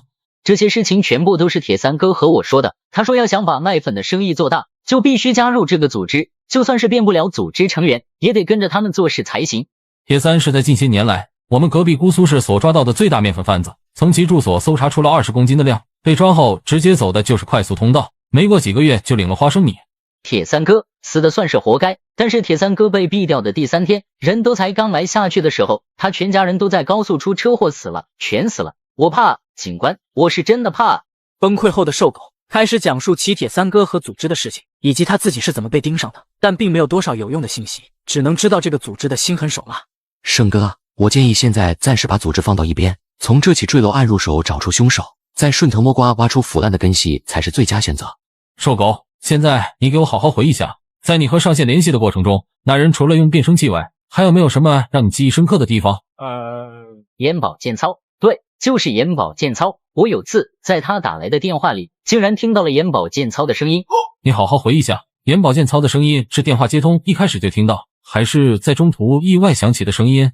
是在中途突然响起的，那时候我还奇怪咋会有眼保健操的声音，但我肯定是不敢多问。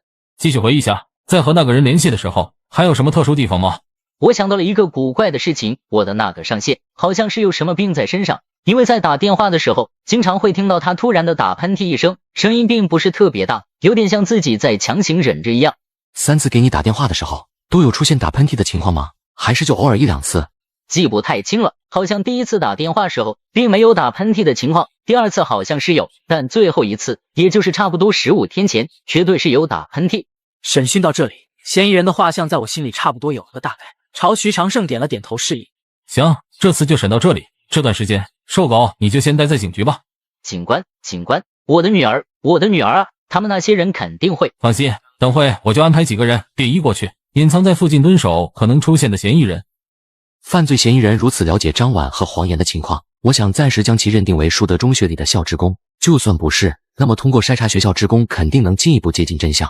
根据瘦狗的口供，听到眼保健操这一点，嫌疑人很有可能有一间独立的办公室，因为他肯定不敢在学校的公共场所打电话。还有打喷嚏这一点，我觉得很有可能是花粉过敏。第2次和第3次联系都有打喷嚏，如果是感冒，我不认为能持续这么久，如果是其他大病，那更不可能。毕竟根据瘦狗所说，那个组织极其严格，可不会找个病人来掌控魔都这么大的市场。他们第1次联系是在2月份，那时花粉都还没散开，等第2次已经3月份了，花粉已经散开，但还不是特别多，所以还能忍受。最后一次联系是在15天前，空气中的花粉达到了鼎盛程度，所以嫌疑人只能强行憋着打喷嚏。另外，我从黄岩和张婉2人所玩的蓝鲸游戏中判断出这名犯罪嫌疑人很可能拥有一定的心理咨询师或精神科医师的基础，因为黄岩最后和嫌疑人沟通的邮件中，他曾刻意提到了精神病院这件事，虽然有可能是虚假信息，但也可以暂时放进来筛查。虽然现在还未找到什么决定性的线索，但是众多的细碎推测也确实能支撑首次筛查了。我等会就让技术科好好查一下树德中学的校职工，必须找出可能存在的嫌疑人。小北，这起案子有什么其他问题吗？如果只是一起简单的自杀坠楼案，怕是花不了小徐和你这么长时间。林局，这起坠楼案的牵扯很大，并非是单纯的女学生抑郁自杀，而是……随后我就和邻居讲述了案子的具体情况以及幕后凶手背后的巨型贩毒组织。我们龙国竟藏着如此大的贩毒组织，如果再让他们隐藏几年，指不定又将造成什么样的恐怖危害。小北，你特地来找我，是想要什么帮助吗？大胆提出来，我尽量满足你。我的想法是先揪出坠楼案的凶手，通过这名凶手挖出这个庞大的贩毒组织。虽然我们目前坠楼案的线索也非常杂乱，但最起码有地方可以入手。由于坠楼案的凶手跟姑苏铁丝案的幕后凶手同属一个组织，我希望您能给我跨省市调取卷宗的权限。要是能从这2个案子中挖出有关联的线索，对于找出幕后凶手肯定是有很大帮助。行，我现在就打电话给我们魔都公安的审厅，直接第一时间安排个特权内部账号，能让你跨省调阅所有的卷宗。同时我也要上报下那个庞大的贩毒组织集团事项。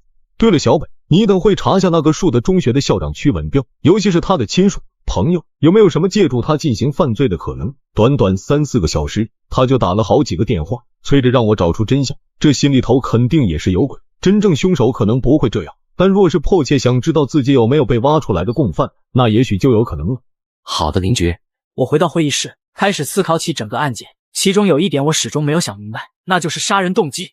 精准的投送邮件说明黄岩和张婉绝对是凶手精挑细选过的猎物，但是凶手为什么要谋杀他们2人呢？按照寿口所说，他的上线才刚加入组织没多久，提供的面粉数量也很少，都还没站稳脚跟，就试图杀人，这到底是为了什么？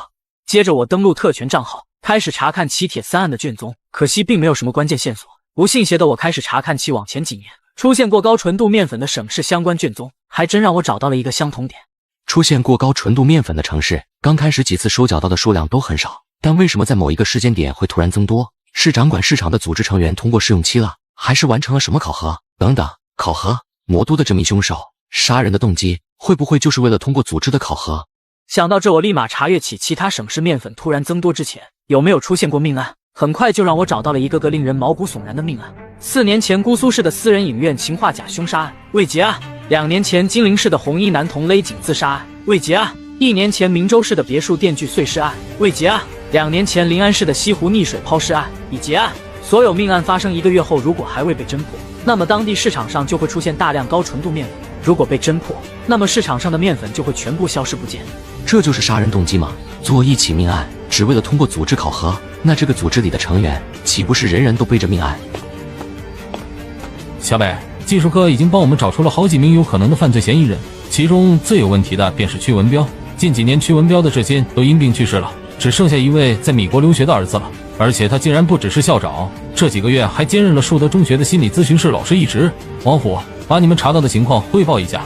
我们刚刚通过调取身份库、医疗档案、校方官网、个人党员信息等等各方面可以获取信息的渠道，筛查出来3名犯罪嫌疑人，其中校长屈文彪都更符合你和胜哥的推断，目前至少有80%符合。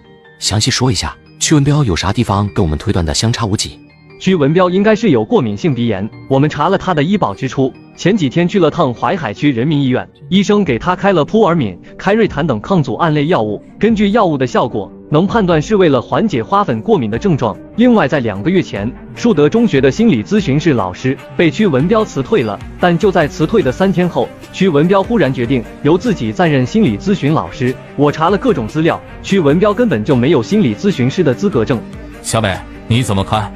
虽然屈文彪非常符合完美嫌疑人的身份，但从其性格分析，我觉得幕后凶手极有可能不是他，或者说是有人刻意栽赃给他。因为在作案手法上，凶手无比的谨慎小心，这跟屈文彪3番2次打邻居电话实在反差太大了。而且我先前通过分析和浏览近几年的周围省市案件，目前得到了那个贩毒组织的关键线索。通过所得到的线索，我觉得屈文彪大概率还不配加入这个贩毒组织。不配加入？继续说，小北。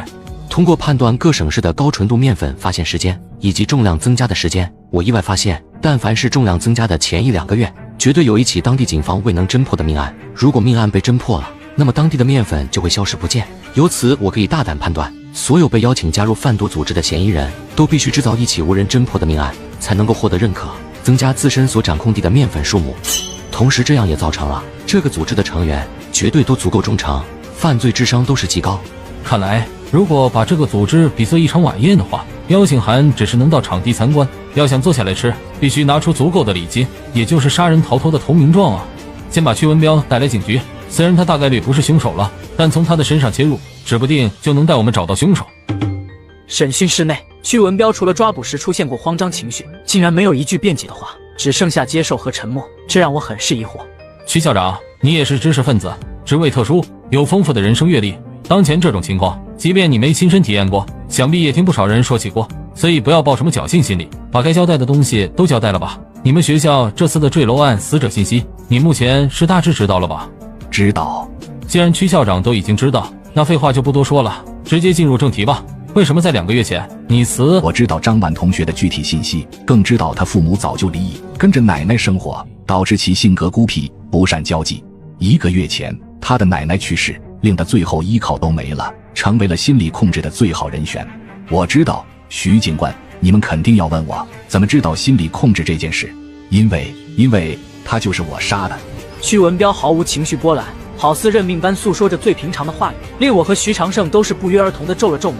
随便来个新人都能看出他正在撒谎，但屈文彪又偏偏能说出心理控制以及张婉的近期情况，这些按道理学校校长绝不会知道的事情。徐校长，我觉得你应该要认识到这起案子的严重性，这可是一起命案，这并不是你想扛就能扛起来的东西，真正的凶手也不是单凭你一人就能隐藏起来的。我就是凶手，因为张婉的成绩太差了，继续留在学校里绝对是会拉低本届的升学率和平均分，但临近毕业考了，再加上他家里出了那种事情，就算我让他退学，他肯定也不愿意。所以我就想了个办法，利用蓝鲸游戏来进行意识控制犯罪。为了做到这件事，我还特地辞退了原本学校里的心理咨询。喂，曲校长，你咋自己都聊崩了呀？张婉的奶奶是1个月前才去世的，这跟你在2个月前就将那个校内的心理咨询师辞退有什么关系？在我看来，应该是幕后凶手为了完成那个贩毒组织的考核，特地让你寻找适合恰当的目标吧。结果足足找了1个月都没能发现适合的人员，所以你就想起了去年因为车祸跛脚，至今都没有继续上学的黄岩了吧？结果黄岩并没有理会你们，眼看着考核越来越紧迫的时候，恰好更为脆弱的张婉出现了。在这种情况下，曲校长，我觉得这些事都可以暂时先放到一旁了，麻烦请你先告诉我下，大约3个月前，在短短不到3天的时间里，你通过各大银行和其他途径往一个境外账户转了足足800万，甚至在转账后的第2周，还让中介帮你的房子挂牌寄售，以低于市场价足足15%的价格，让买家用现金全款完成了房产交易。而总计600万的房款刚拿到手还没捂热，你就又全部将600万转到那个境外账户中，但短短不到1小时内，那600万就又被转了回来，数次合起来的转账金额超过了1300万，并且在2个月前恰好停止了转账。曲校长，你能不能告诉我下，那个境外账户的主人跟你是什么关系？我不知道你在说什么，什么转账？我根本就没有给别人转账，除了我是这起案件的凶手，其他的事情我根本都不知道。胜哥，能帮忙查下曲校长儿子的详细情况吗？如果不出意外的话，这起案件的幕后凶手就是他的儿子了。从大额境外转账以及能让曲校长甘心顶罪这2点来看，也只有自己的儿子才有可能了。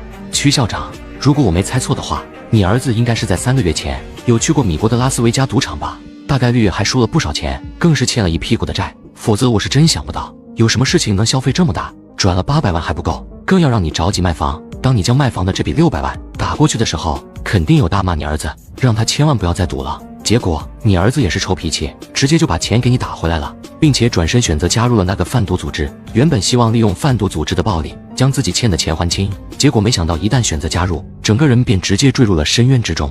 我是真不知道，您这是在说什么呀？而且小鹏他一直在国外都没有回来，怎么可能在国内犯这种事啊？小北，我查到了，他儿子曲鹏飞在大学主修的专业是应用心理学。那看来最重要的一点，也已经是和我们先前所描绘的犯罪嫌疑人对上了。毕竟这种意识控制犯罪手段虽然看似很简单，只需要发邮件便可以诱导受害人自杀，但实则门槛并不低，至少那些循序渐进的任务就必须得专业人员才能够合理设计出来。在3个月前，曲鹏飞在米国的社交媒体平台上发布了一篇高级学术期刊的论文链接，论文的第一作者是他自己。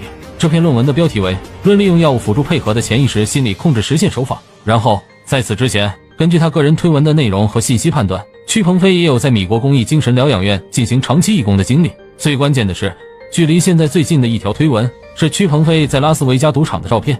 所以曲鹏飞带着大量阿片的药物偷渡入境回到魔都后，便在曲校长的配合下，打算初步筛选目标，利用自己熟练的意识控制手法，完成那个庞大贩毒组织的考核目标。这样的话，才能够提高面粉的配额，以此来赚取更多的利润，是吧，曲校长？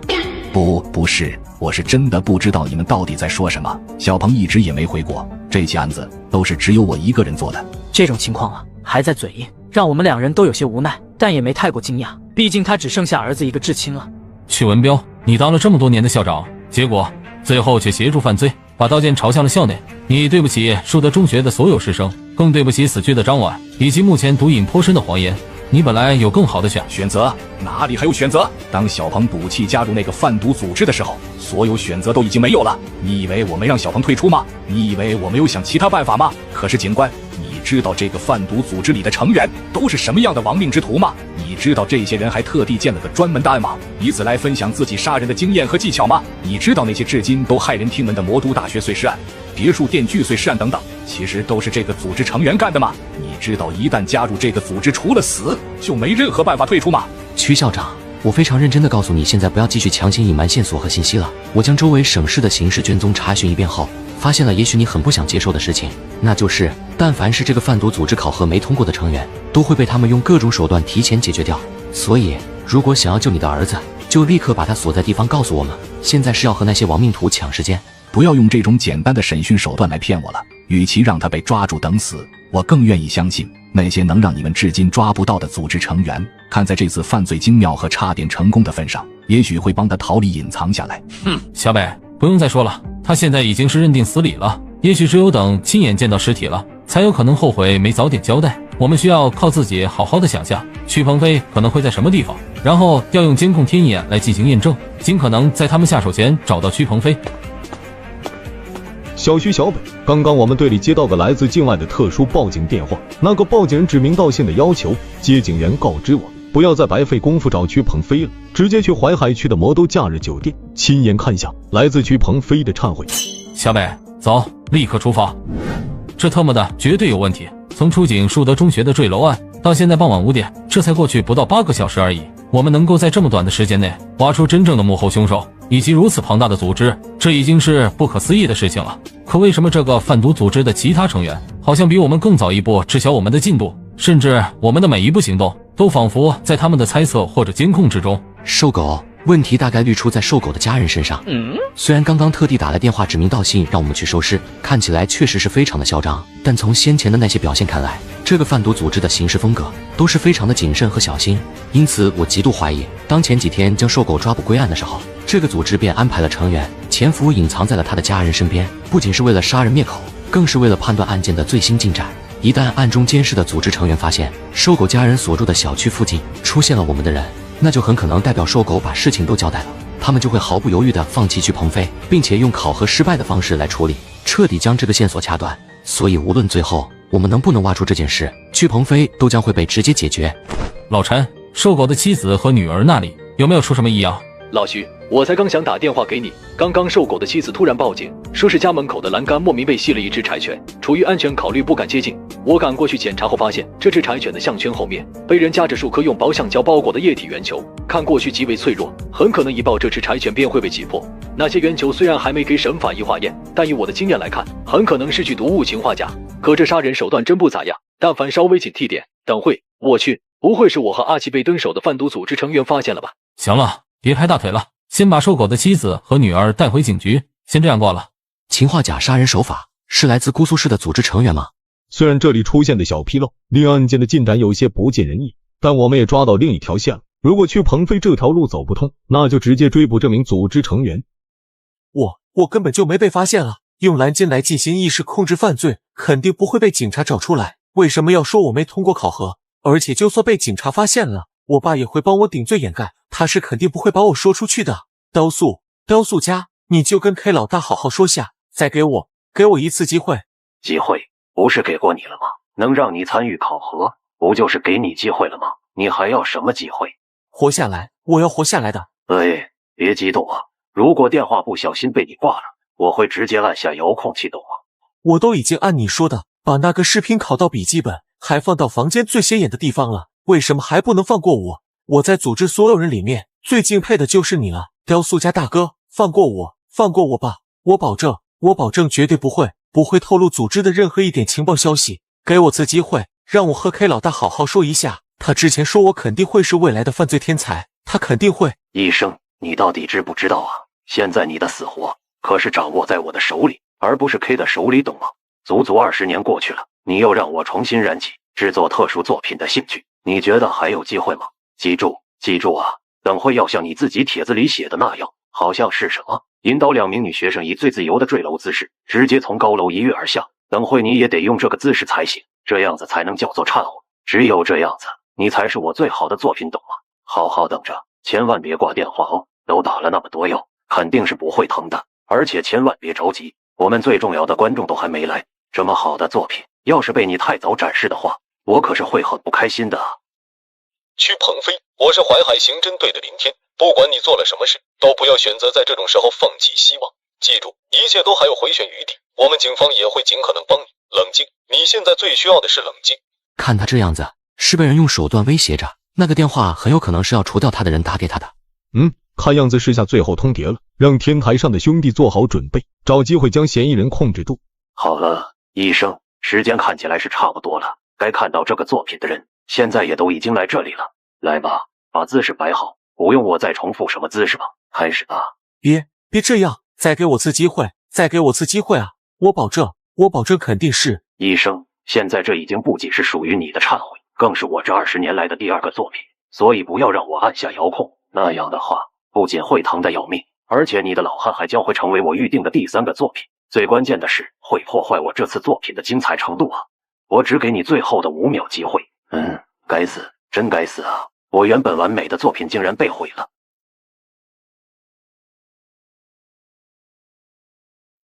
贩毒组织成员指名道姓让我们警方来收尸，更是当着我们的面行凶，实在是嚣张至极。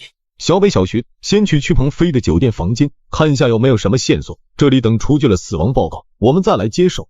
来到酒店房间，一眼就看到了桌上放着一台笔记本电脑，上面好似在播放某个视频。我们3人凑近之后，视频恰好重新播放，画面中出现了一个包裹岩石的人，手里提着一根煮熟的手臂，在工作台上重复着一丝不苟的切割动作。慢悠悠切完整个手臂后，看着大小形状都相差无几的肉块，有些兴奋地说道：竟然比起0.618的黄金切割率更要让人着迷和留恋，这是真正完美的作品。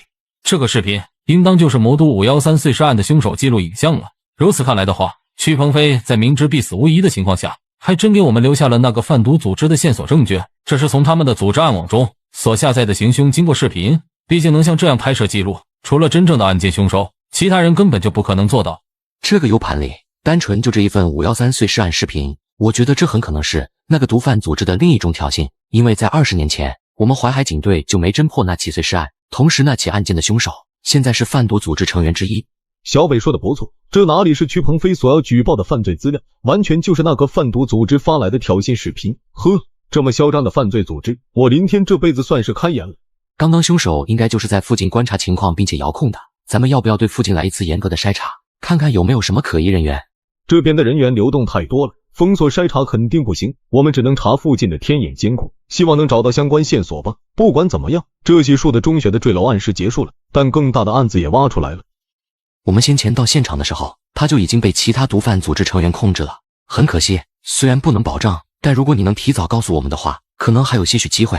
我知道他们那个组织的暗网地址。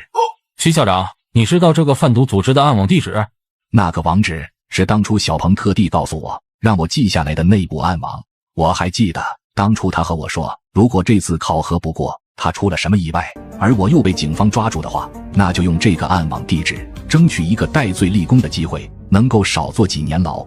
拿到暗网地址后，我们立刻来到了技术科。安全，你是咱们局里最精通黑客技术的，这个网址你试试，一定要想办法破解进去。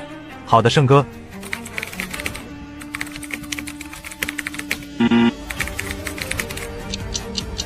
不可能，一个犯罪组织而已，怎么能设计出安全性如此高的暗网？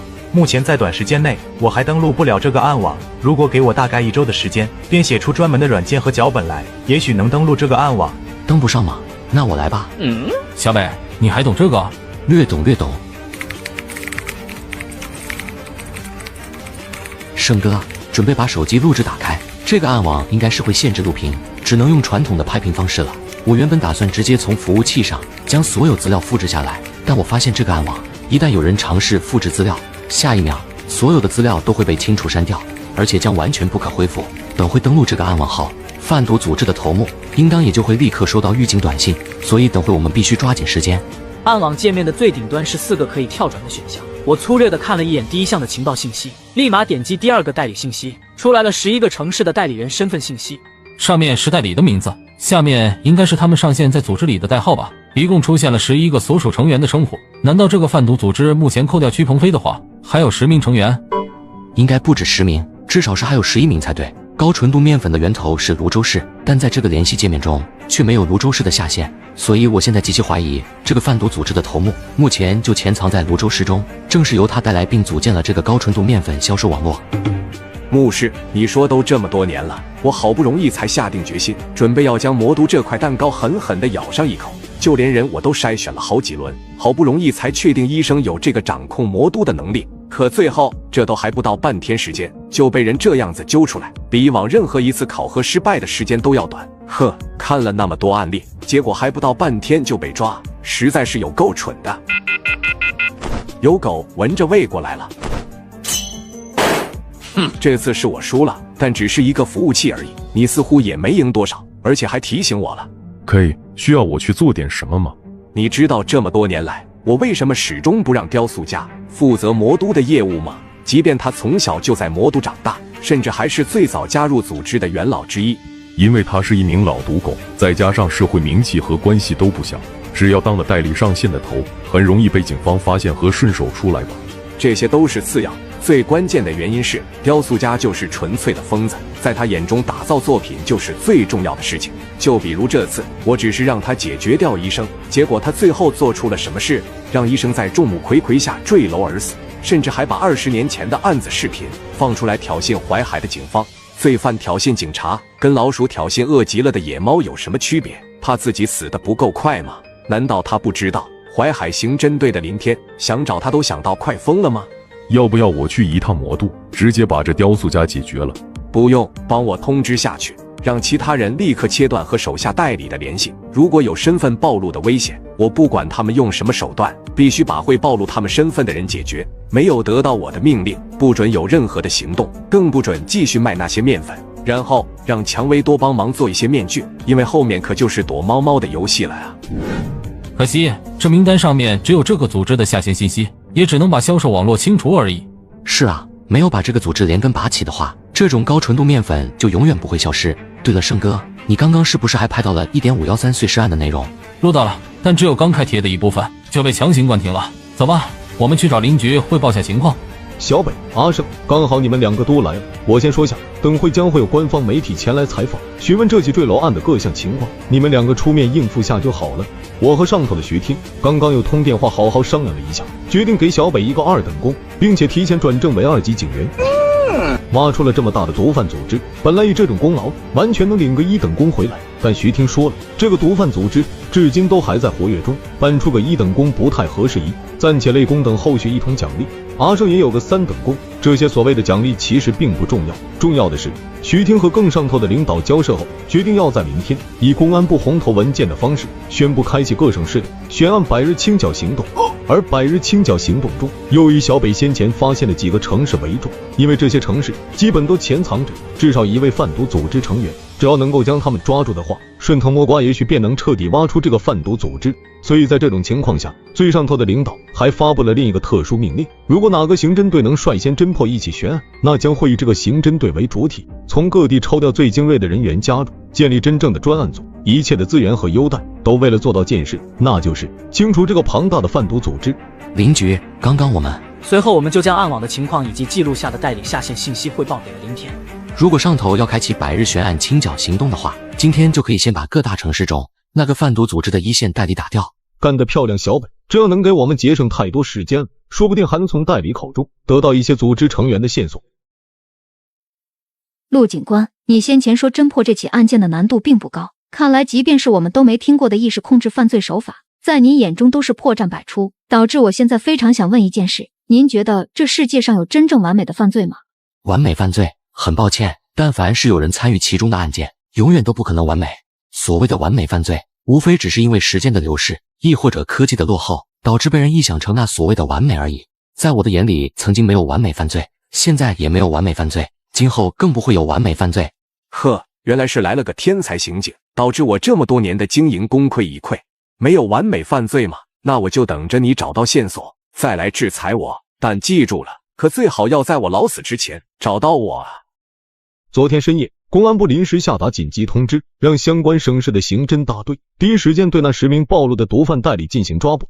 绝大多数的抓捕行动都很顺利，但偏偏姑苏市的代理肥猫被发现时就已经自杀身亡了，而且自杀手段用的还是氰化钾，这种剧毒液体和姑苏市那起未解悬案的凶杀手段一模一样。其他被抓的9人有提供什么线索吗？很可惜，被抓的这些没有人知道关键性的消息和情报。看来死掉的肥猫应该是知道些什么才被迫自杀的。好了，今天我们的主要目标就是513魔都大学碎尸案。昨天的挑衅视频还有暗网的帖子，应该能发现不少东西。林局，我现在有不少头绪了。首先从凶手在暗网分享的帖子来看，有这样一句话：最好的猎物就是要和你有足够的社会地位差距，让任何人都不觉得你们会产生联系。受害人是大一学生，在社会地位处于中等位置，而能够和他有很大的社会地位差距，我觉得要么是类似于流浪汉、乞丐之类的底层人物，要么就是社会地位颇高、拥有一定知名度的人物。再加上帖子的第一句话，要让猎物主动来找你，这足以判断出这名凶手当时的社会地位应当并不算低。毕竟我可不认为一个大一女生敢独自去找流浪汉这类人。这确实是有用的信息。我也把这个挑衅视频看了数个小时，发现一个重要的细节。你们看，这个凶手的手指两边有不少的切割伤口存在，甚至愈合成疤的伤口也不少，再加上那突出的骨节，这很可能说明凶手需要经常的持利器进行练习和工作。我现在能够判断凶手的职业是类似于医生、法医、屠夫、厨师、解剖标本师，乃至于殡仪馆入殓师的。不对，林局，很可能不是医生等职业，因为我现在基本能大致判断出凶手在使用刀具练习和工作的时候，极少用医生此类职业常用的持弓或执笔手势，大多数反而都是采用更方便用力掌心踢住刀柄的垂式握法。你是怎么看出来的？这凶手连尸块的大小形状都能相差无几，说明刀工很细致啊。垂式握法可基本练不了刀工。你们看这个凶手左手掌心顶部的血迹，是不是能看到隐蔽深浅不一的断裂感？这和其他位置的均匀血迹显然是不一样的。如果用的垂式握法长期如此，掌心顶部形成了老茧就说得通了。从这一点也可以看出凶手应该是一个左撇子，但是他在分解肉块用的又是右手，明显是刻意隐藏。这名凶手怕是在日常工作或练习中，不仅是需要用锤握式以便发力，同样也需要颇为精细的切割分解才对。如果要符合这两点，目前我能想到相关职业是屠夫、厨师、片压师、金枪鱼分割师等等，但也有些不太对啊。这些职业和大学生并没有特别明显的地位差距，无法达到那个帖子中所说的那样。林局，还不止这样，如果是厨师、屠夫这种普遍职业的话，应当是没必要隐藏自己的左撇子特点才对。所以凶手从事的行业人数应该较少或者特殊，并且对大学生有一定的吸引力。我们3人纷纷认真思考起来，究竟什么样的职业能符合现在找到的线索？竟然比起0.018的黄金切割率更要让人着迷和留恋，这是真正完美的作品。林局，胜哥，我已经大致知道凶手极有可能从事什么职业了。这个凶手不知是下意识的抠皮，还是特意将杀人行凶形容为作品，甚至把20年前的那起碎尸案称之为完美的作品。这也许还无法证明什么，但是视频中的这一句0.618黄金分割率，我觉得这说明了凶手大概率是会经常接触到黄金分割率这个词，已经是以此来下意识的和切出来的肉块做比较了。所以现在的问题就是什么行业能够使用或接触到黄金分割率，并且会经常拥有自己的作品。艺术行业，那些以画画、摄影为主业的人比较经常接触到黄金分割率。相较于画画，那些玉器雕刻师以及平面设计师，我觉得应该更容易接触到这个特殊的数字，但还要满足先前的条件才行。林局胜哥，我现在大致能有90%把握，确定513碎尸案的凶手大概率就是一位早在20年就颇有名气的雕塑家。这他妈被小伟提醒下，我脑中原本所有的疑惑和不解瞬间都想通了。这个凶手所从事的职业绝对就是会把杀人行凶称之为作品，有着极致强迫症的雕塑家。真的，这就像是凶手帖子里写的那样，在正常情况下，我们根本不可能联想到凶手会是一名雕塑家，不仅是因为职业偏门，更是因为很难和大学生联想起来。尽快确定凶手身份，掌控他的行踪，这次绝不能再给他任何潜逃的机会。我立马开始用电脑进行大数据检索，年龄45到60的知名雕塑家，竟然一共就显示18位，左撇子特征加入，直接只剩5位，再加上在魔都有自己的工作室。下一秒，一个人的信息映入眼帘，姓名周时瑞，年龄49，性别男，代表作缠满绷带的少女、迷乱诱惑与无法自拔、挥锄头的旅人等。我立刻注意到颇为瞩目的作品缠满绷带的少女，点开后是一个女性石膏雕塑，这所谓的绷带其实就是用刻刀在石膏像身上划出的一道道痕迹。林局胜哥，你们看，单论这个石膏雕塑身上的纹路，你们有没有觉得像什么？这个纹路和513碎尸案的受害人被切割碎尸的位置基本上一模一样。我不会忘记，当初我们这些警员把受害人被切割的尸块捡回后，足足3天时间，我们才大致将所有尸块拼接完成，最起码给了受害人家属一个勉强完整的遗体。王虎，帮我查一下，昨天有没有一个叫做周时瑞的中年男人，年龄49岁，买票进入了方特欢乐世界，以及查下相应监控，看看他有没有游玩方特欢乐世界中那个能看到大半魔都的摩天轮。昨天凶手在解决屈鹏飞的时候，刻意等到我们来才行动，甚至还留下20年前的记录视频挑衅，所以他肯定会在某个地方偷偷观看。最好的观看位置就是酒店对面欢乐世界里的摩天轮了，而且敢这么嚣张，说明周时瑞认为我们根本就找不到他，所以大概率也不可能用假身份来。昨天下午3点，那个周时瑞确实有买票进入了方特欢乐世界。我刚刚按你说的快速看了下摩天轮排队影像，就在屈鹏飞坠楼前半小时，正好发现了排队游玩的周时瑞。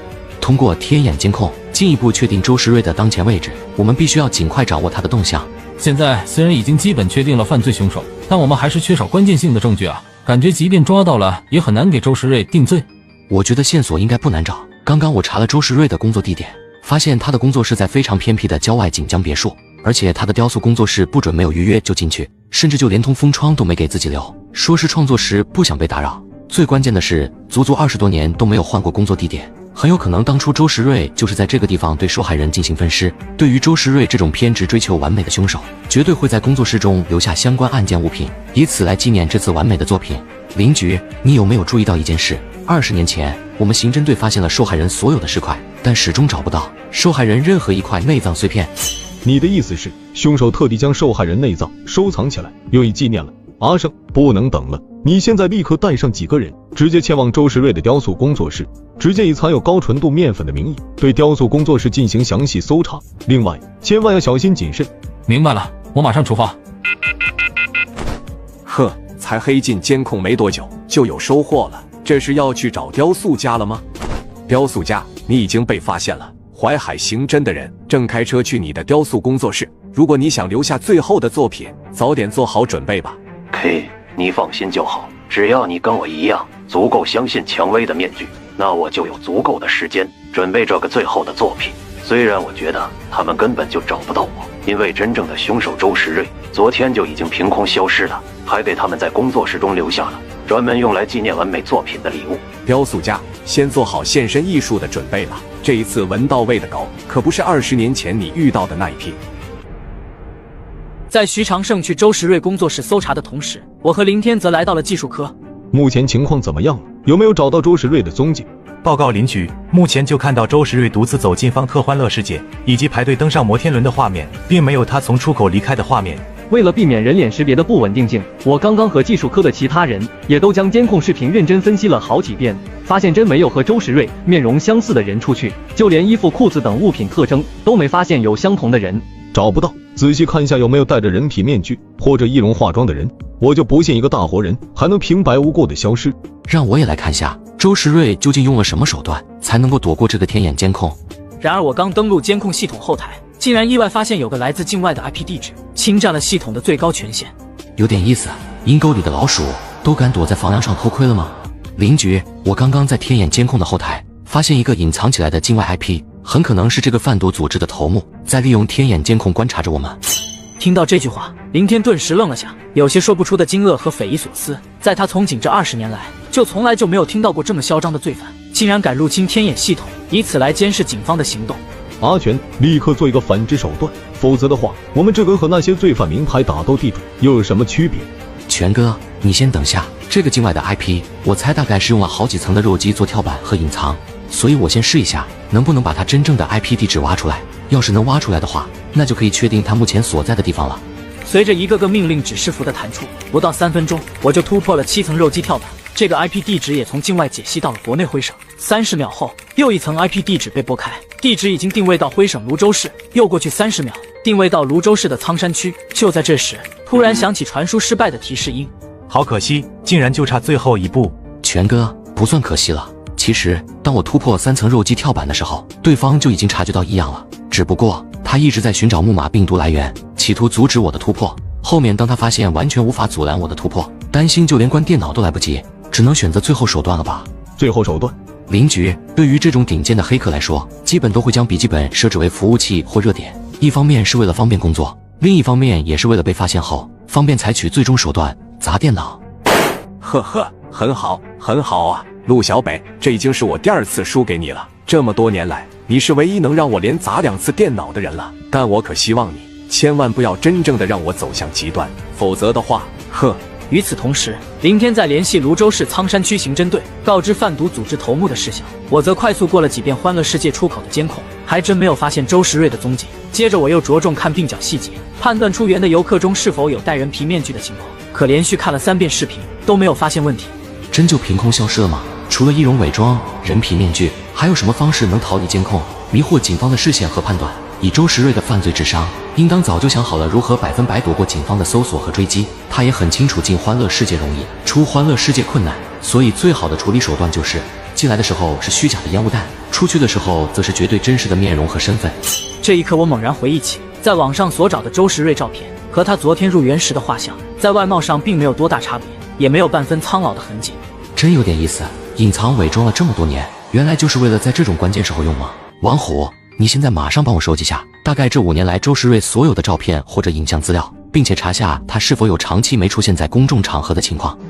邻居，刚刚我仔细看了好几遍楚园监控，确实没有发现周时瑞走出乐园的画面，但在我的推断中，周时瑞必定是最早那批离开的游客才对，不可能冒着整个乐园被封锁的风险在里面逗留太久的时间。这也就说明了，其实周时瑞已经离开了方特欢乐世界，只不过我们的双眼全部被天眼监控欺骗了而已。或者说，在周时瑞的设计下，入园其实是虚假的状态，出园时反而是当前最真实的他。我知道了，小北，你刚刚所说的意思是，周时瑞利用了我们找人一向的惯性想法，认为入园时的模样就是最真实的状态。出园之所以找不到，是因为对方用了易容伪装等手段，但实际上进入方特欢乐世界的周时瑞其实才是虚假伪装过的样子。而刚刚监控那么多出园的人，其中1人就是相貌发生极大变化，极有可能是进行过整容手术的周时瑞。是的，在5年前，梁溪市发生了至今未解的蔷薇花店揭秘案，也就代表着这个庞大的贩毒组织吸收进了一位懂得制作人皮面具的组织成员。而在这一刻，周时瑞也想到了自己的后路，那就是一旦被警方发现后，就直接放弃周时瑞这个身份，继而选择其他身份继续自由自在的生活。所以如果我没判断错的话，当前这个监控视频中的周时瑞应当是至少4年内都戴着自己原本相貌的人皮面具。邻居北哥，我刚刚查了航班记录和新闻后发现，就在4年半前，周时瑞曾用深入钻研雕塑知识的理由，前去邦国进修了半年时间。最关键的是，我将4年前回国的周时瑞照片和昨天方特欢乐世界入口拍到的视频进行对比后发现，足足4年时间，周时瑞的相貌没有半分的改变。要知道周时瑞可是有吸食面粉的习惯，必然会出现脸颊消瘦以及面色不健康的情况，然而他的相貌却4年没有任何改变，这一点就足以说明周时瑞的不正常。阿胜，你们到现场之后，不管看到什么人，一律先拿下再说。什么？现场没有人？那你们仔细搜查下工作室，看看有没有什么证据。我们这边基本能确定，周时瑞已经改头换面，用了新身份。邻居，我可能推断出周时瑞现在所用的身份了。以他对于雕塑和制作完美作品的疯狂程度来看，周时瑞现在的身份极有可能依旧是一名雕塑家，而且还是在近4年时间内逐渐成名的那种。也就是说，为了达到完美的金蝉脱壳，周时瑞4年前就开始布局新的身份了。但考虑到我们国家对于身份系统以及个人档案的严谨程度，现在他的身份大概率是一名拥有完整外国国籍，在4年前来到我们魔都进修，并且逐渐名气越来越大的华人雕塑家。立刻查下这几年来在我们龙国出名的华人雕塑家，以周时瑞的犯罪智商和胆量，确实很有可能来一次这样子的灯下黑。我立马开始用大数据搜查起来，没多久就找到了周时瑞最有可能的新身份。这个叫做周杰克的华人雕塑家，大概率就是周时瑞的新身份了。首先，周杰克拥有米国国籍，今年38岁，并且是在4年前为了钻研雕像技艺，特地来到了我们龙国，现在也是居住在魔都中。其次，周杰克在米国的时候根本就没有任何的名气，各大社交媒体和维基百科都找不到他的介绍。但是周杰克才刚到魔都还没1个月，就制作出了一个名为《自由飞翔》的雕塑作品，在国内外的反响极为不错。在此之前连名气都没有，来到我们这任督二脉就打开了。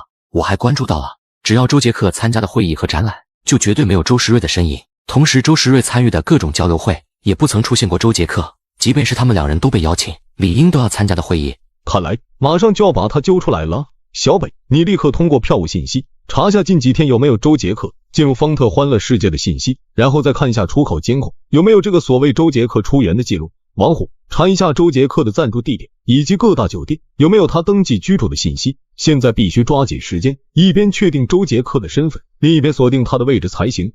通过监控录像已经确定周杰克有走出方特欢乐世界，同时票务信息没查到他近几天有入园过。查到周杰克昨晚住在5星级酒店，并且早上7点就已经离开的信息。天眼监控已经确定周杰克当前行踪，现在他的位置大致是在今天刚在我们魔都召开的鲁颁奖展览会。把最后一次周杰克不对周时瑞出现的画面立刻调出来给我看一下。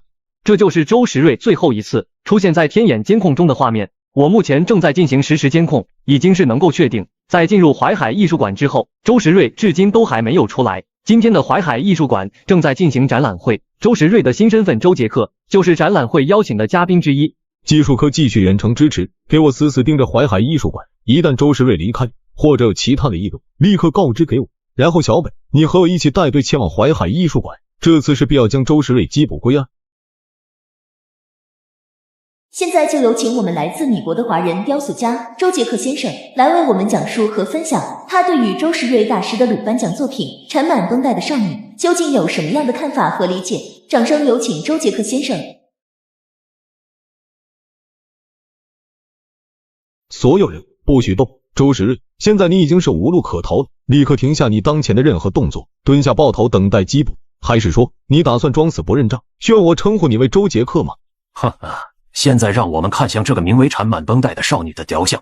当初之所以能够制作出这么优秀的雕像，是我在20年前把一名魔都大学的女学生诱骗到工作室，将其勒颈窒息而死后，利用我们雕塑大师必备的人体骨骼知识，一点点把她四肢、身躯的骨头和血肉分开，再用无比精细的刀工分成了618块大小和形状都差不多的肉块。最后，林天，我可知道你这20年来找我都快要找疯了吧？很开心是吗？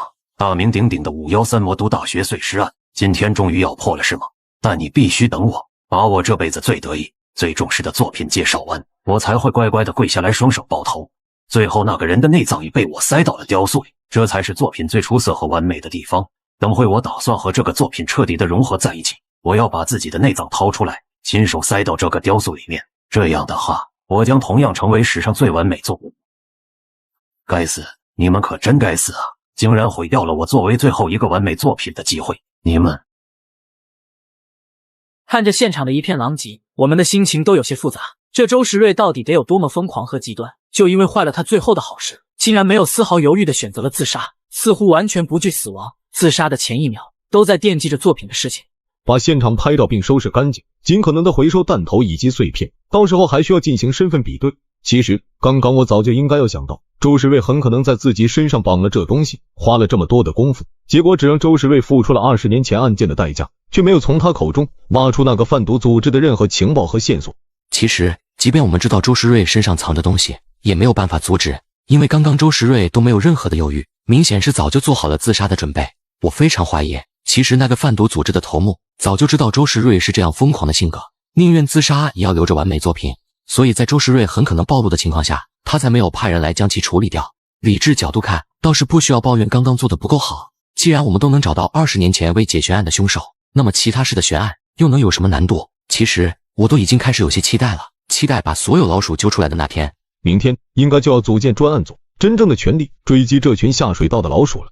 今天早上刷屏各大朋友圈的艺术馆事件，是我们淮海刑侦支队在时隔20年后终于找出了那起骇人听闻的魔都大学碎尸案凶手。据知情人描述，在本次警方的特殊行动中，周时瑞始终抵抗抓捕，最后畏罪自杀。 K 老大，怎么办？现在要怎么办？雕塑家竟然这么快被逮住了，那是不是说我的人皮面具没用了？这是怎么回事啊？雕塑家明明那么厉害，就算是先前为了杀医生暴露了一点小线索，应该也不会死这么快啊！这都还没有1个早上就被逮住了，我们会不会？别紧张，蔷薇，现在的你可不是什么潜逃的杀人犯，而是梁溪市知名女性企业家，还上过那么多次的电视，拥有那么多富豪大官的家属人脉，这火烧不到你身上。况且你信我吗？就像是当初5年前的那样。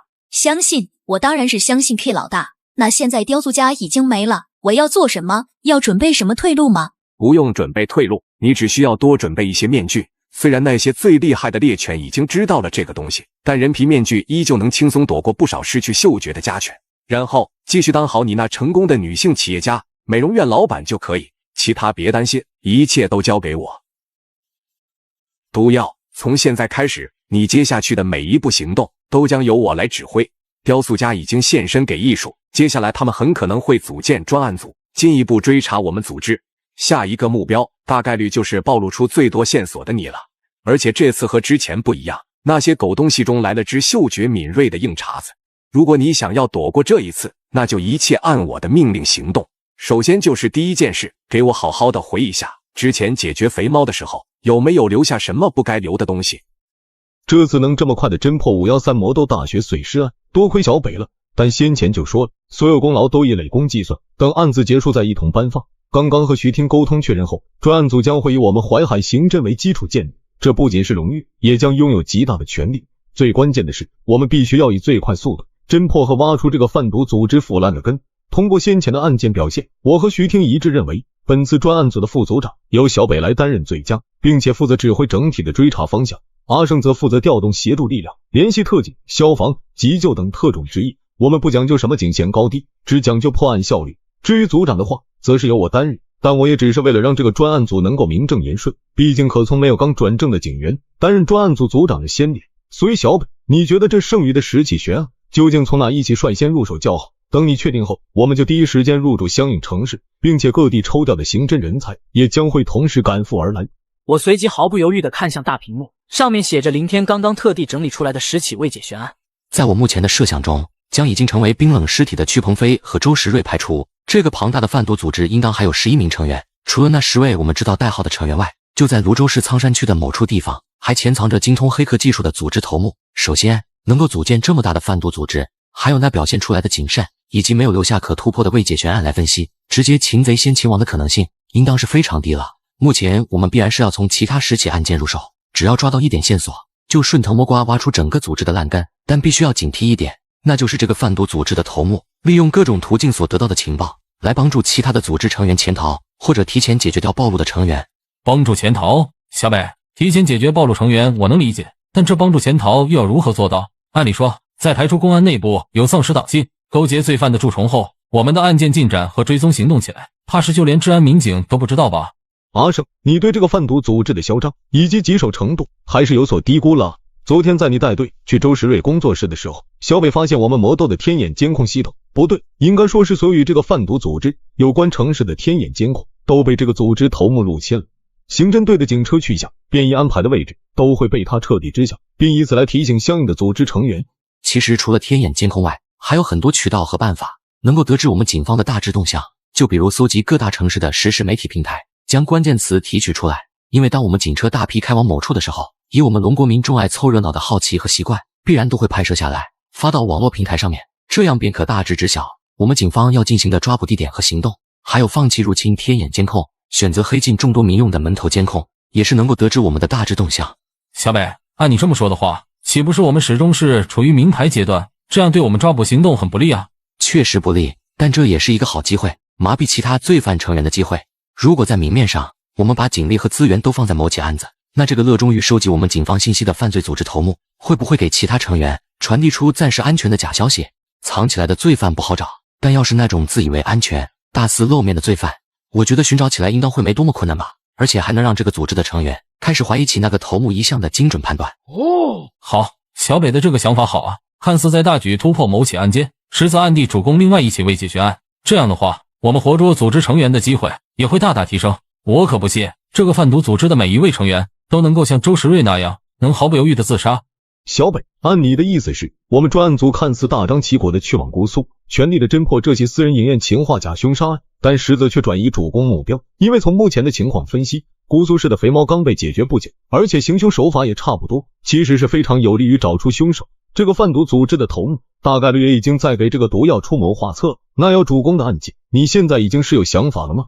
蔷薇花店劫灭案，之所以我会选择这起案子，则是出于能从最有可能直接将这个贩毒组织一网打尽的想法出发。从这起案件的细节来看，受害人的脸皮被撕下来，那说明凶手很可能就是懂得制作人皮面具的那个组织成员，而制作优质人皮面具的前提，必然是拿到相应的脸部信息，以此来进行针对性的制作。也就是说，这名代号为蔷薇的组织成员大概率拥有整个贩毒组织所有人详细的脸部信息，即便是现在连代号都不知道的组织头目，他必然也有无比详细的脸部信息。因此，只要把蔷薇挖出来，那就很可能直接覆灭整个贩毒组织。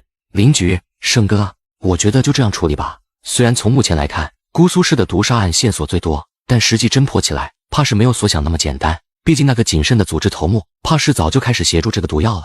所以我们就将计就计，明天先暂时全体前往姑苏市，给出要全力侦破氰化钾系列案件的假象，实则暗中找机会前往梁溪市，把知晓所有犯罪组织成员长相的蔷薇挖出来。当然，这并不代表我们放弃抓捕毒药，反而是更要尽心尽力。既然要演戏，那就得演全套。只不过，主力寻找毒药的并不是我们，而是频繁进出各地的众多姑苏市警车。第二天，2辆警车驶出警局前往姑苏市，后一辆车上坐着法医沈凌、技术科安全以及抱上大腿的王虎，前一辆车自然是我和徐长胜以及林天。小北，你有没有决定到时姑苏市的警方究竟要如何来配合我们的行动？林局，其实很简单，等会我们到姑苏市的时候，第一时间就挖掘整理下有关于毒药的情报和信息，以此来推断出线索，以及那只大老鼠可能会做的防备手段。到时候再将这样线索一点点的拿出去，将其伪装成我们正在一步步推进案件的样子。最后，当那只爱偷窥的老鼠发现我们的目标不是毒药，而是蔷薇之后，就连派其他成员来处刑，都已经是完全来不及的事情了。刘局，后面几天可就麻烦你了。说哪里的话，林局，我可还要感谢你们啊！这几天为了尽可能从肥猫身上寻到线索，我可真是头发都愁白了。你们专案组来了，我可算是能松一口气，到时候绝对100%配合你们，我手下的人随便使唤。刘局，这是我们淮海刑侦队的王牌警官陆小北，也是本次专案组的副组长。小陆警官，你的事迹我可听林局说过不少，可真是英雄出少年啊！刘局，那咱们就立刻开展工作吧。昨晚半夜赶来的另外4位专案组成员，估计也在等着我们了。好的，另外4位专案组成员目前已经在会议室里面寻找有关毒药的线索了，我现在就带你们过去。毒药就跟我想的一样，这个刚建立的专案组锁定的下个突破目标就是你，但你完全不用担心，按我的指示做就不会有任何被逮住的可能，因为他们现在走的每一步棋、每一个想法、每一种手段，已经是全部都在我的掌握之中。来，我给你们介绍下，这位是蓝静兰博士，专门从事犯罪心理学的研究，加入京都公安有好几年了，帮助破了不少的案子。然后这位是来自川蜀公安系统的郑辉，小郑，极其擅长通过寻访来获得线索，曾经都有用广场舞打入大妈内部，以此得到重要线索的经历。这一位是我们公安系统的领导，专门从南部军区的王牌尖刀侦察连里面临时调来的郭平郭班长，目的就是进行侦查和反侦查。至于这位的话，如果我没猜错的话，这位应该是临安市的白羽白侦探吧。我出差去临安市开会的时候，当时萧山区的刑侦队长便和我提起过白侦探，协助侦破了当年的西湖溺水抛尸案。我记得那是2年前的案子，那时我才过18岁生日，刚成年，不需要监护人后，我就自主退学了，建立起自己的私人侦探事务所。然后为了打响名声，引来生意，就去认真查了下这起溺水抛尸案，结果就凭借有限信息推断出了一个重要线索。对了，我现在是萧山刑侦大队的编外成员，已经经过政审和官方备案了，所以就不用担心我的底细问题。白侦探，现在你才20岁左右嘛，在没经过警校系统学习的情况下，你是如何掌握那么多关于犯罪和案件的知识？林组长，叫我小白就行。如果我说我其实只是看了柯南、福尔摩斯、七宗罪、白夜行这些作品，就懂如何推理了，你们信吗？哟呵！然后这次我是抱着尽力协助破案、认真学习的态度来的，因为我现在非常好奇，陆副组长究竟是怎么通过那么细微的线索，挖出20年前的魔都大学碎尸案凶手的？其实很简单，换位思考就可以。最好的刑警亦是最好的罪犯。然后现在除了刘局以外，都是我们本次专案组的成员了。我还要告诉你们一件事，首位追击寻找的目标并不是姑苏市的毒药，而是藏在梁溪市的蔷薇。我打算通过重要成员蔷薇，在最短时间内将这个庞大的贩毒组织一网打尽。陆组长，为什么我们的第一个目标不是毒药，反而要改成梁溪市的蔷薇？我昨晚熬夜大致看了遍这10起悬案的卷宗，按理说，当犯案行凶杀掉肥猫的毒药，应该是最好的突破口啊。况且能够第一时间选在姑苏市集合，这也足以说明毒药应当是2位组长最开始筛选的目标吧。结果现在临时更换目标，会不会有些仓促和不妥？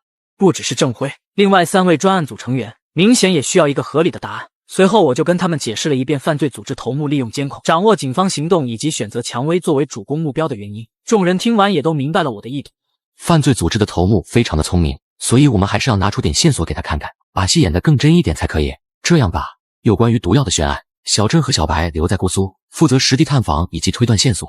沈法医、全哥、王虎，你们3人也留在姑苏配合。郭班长和兰博士就跟我们其他人一起去梁溪市，全面开展寻找挖出蔷薇的工作。我到时候很可能会需要郭班长的侦查能力，以及兰博士的犯罪心理学判断能力。林局、陆副组长以及诸位专案组的战友，在刚刚接到林局的电话后，我已经把案件的大致过程整理出来，你们可以先来看一下，具体的细节可以再查阅卷宗。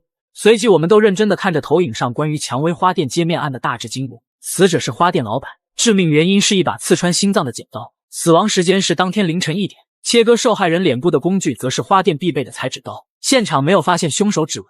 死者凌晨1点都还在店里，虽然2月14号是情人节，但有经验的花店店主怕是早就将货备好，就不会让自己忙到这么迟。另外，明知工作量这么大的情况下，为什么不多找几个人来帮忙呢？2018年2月14号的情人节很特殊，隔天就是除夕，导致梁溪市不少的花店关闭没开。死者所开的这家花店预定的销量更是比以往高了3倍。在如此火爆的销量下，刚开花店不过半年的死者自然也没太多经验，所以才独自熬夜工作到这么迟。另外，死者当时和家里人关系并不好，所以也就导致无人协助，年轻女性独自一人在店，这无疑就给凶手制造了极好的杀人机会。死者和家人的关系并不好，那这几年一直都和你保持着联系，询问案件进展的也是他们吗？跟我联系的一直是死者的老公。死者有一位在湘南大学读书认识的男友，虽然其男友家庭状况不是很好，但两人感情却一直很好。在大学毕业后，女生便将男生带到家里，表明两人的关系。但很可惜，就跟那些该死的偶像剧演的一样，死者的父母一听到男生家庭那么差，直接就没给什么好脸色，更是要强行拆散两人，将死者禁足不让其出门，更不准两人见面。死者在被禁足之后，并没有选择妥协，而是将家里户口簿偷到手之后，直接就从2楼阳台逃了出去，跟男友偷偷领了结婚证。在得知这个情况后，女生父母立刻便毫不犹豫地跟其断绝关系，并声称没有她这个女儿。5年后，死者辞掉了他当时的人事工作，开了一家自己理想中的花店。由于花店的地址不算好，甚至还有些偏僻，因此死者也没聘请员工。2月13号那晚，她男友的初创公司还需要加班，没能过来帮忙，所以在案发后，她的男友一直无法原谅自己，基本每隔一段时间都会问我案件有没有进展。案发现场没有争斗痕迹，那说明死者临死前并没有明显挣扎。即便是被直接刺穿后心，以人体自带的反应来说，应当至少也能挣扎好几秒，甚至足足10几秒才对。这是不是就能够说明，其实在被刺死之前，死者就已经昏迷或者失去反抗能力了？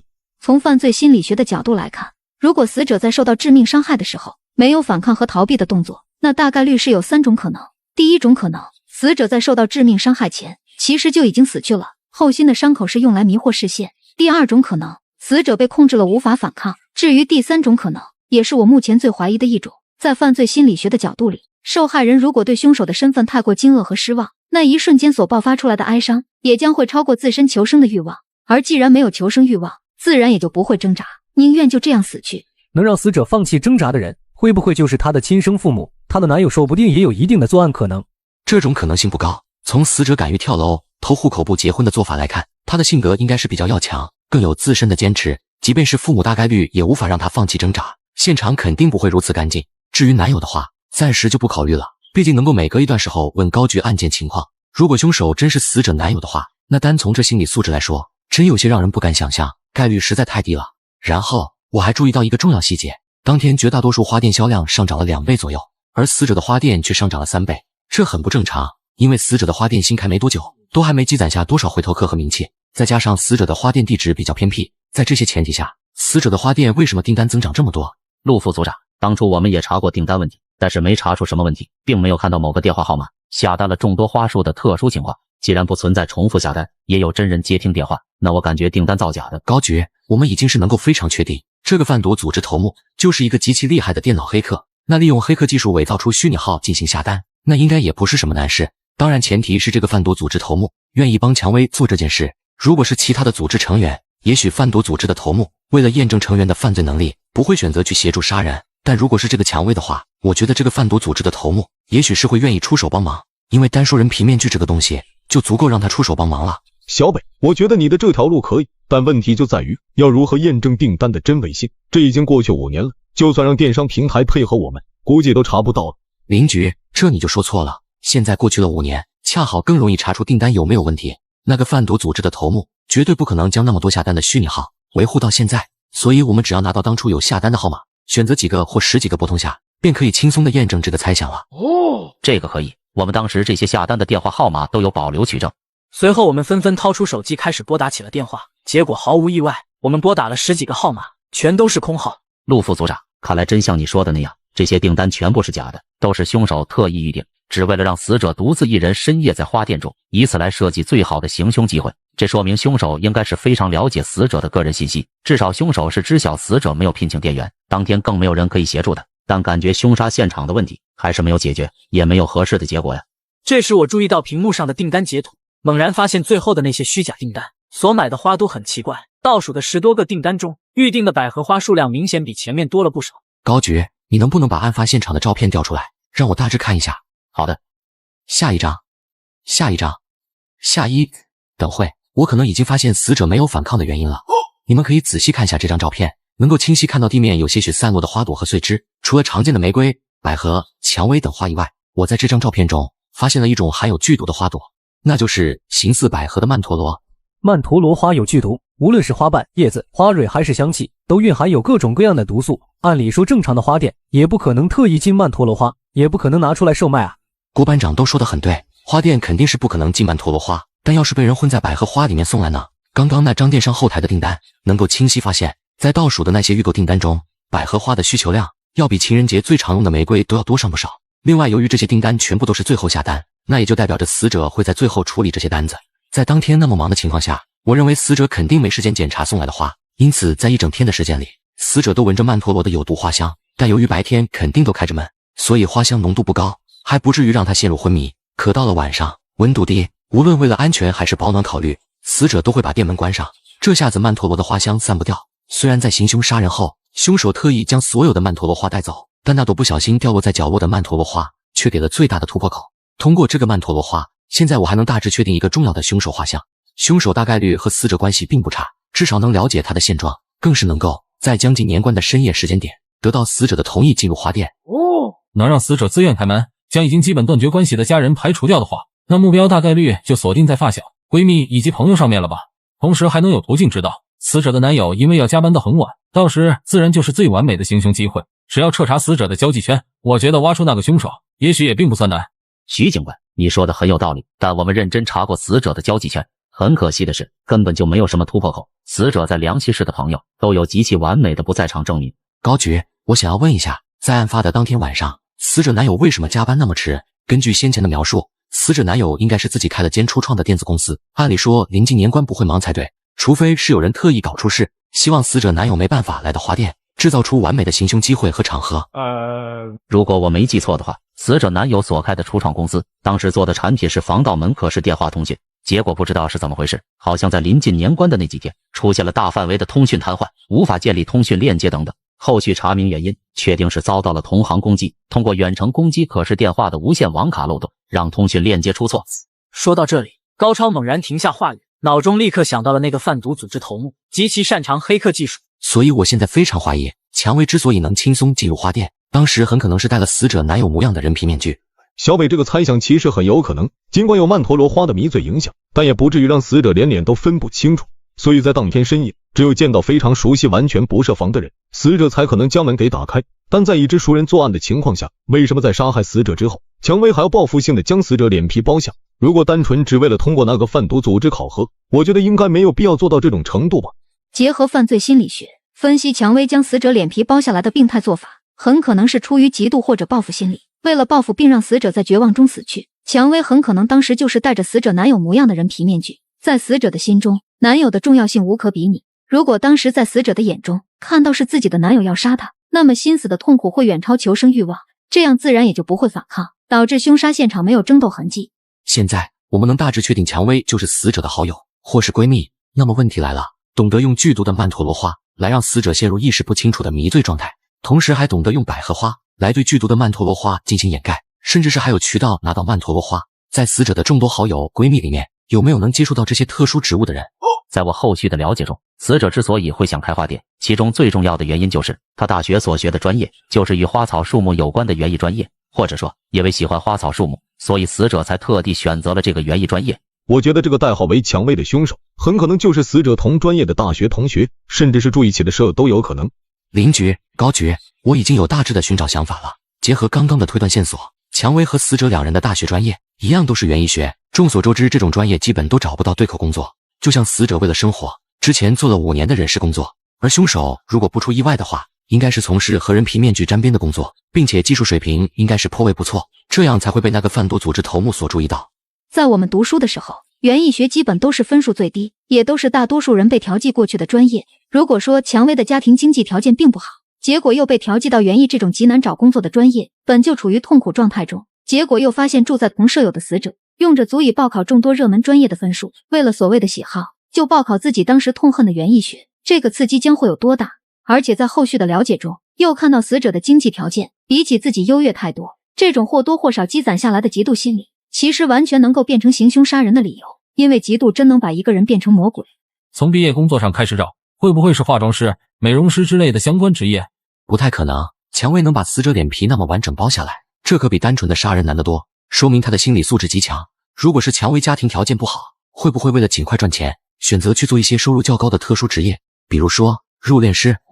入殓师会遇到各种各样的客户，那种面目全非、彻底毁容、需要修补脸皮的情况，倒也不算少见。所以如果是入殓师这个职业，在这起案子中绝对有得天独厚了。我现在就让人查一下，死者的大学同学里面有谁毕业后为了工作和生活选择当了入殓师，查起来应该也很快。入殓师比较特殊，可不是那些烂大街的职业。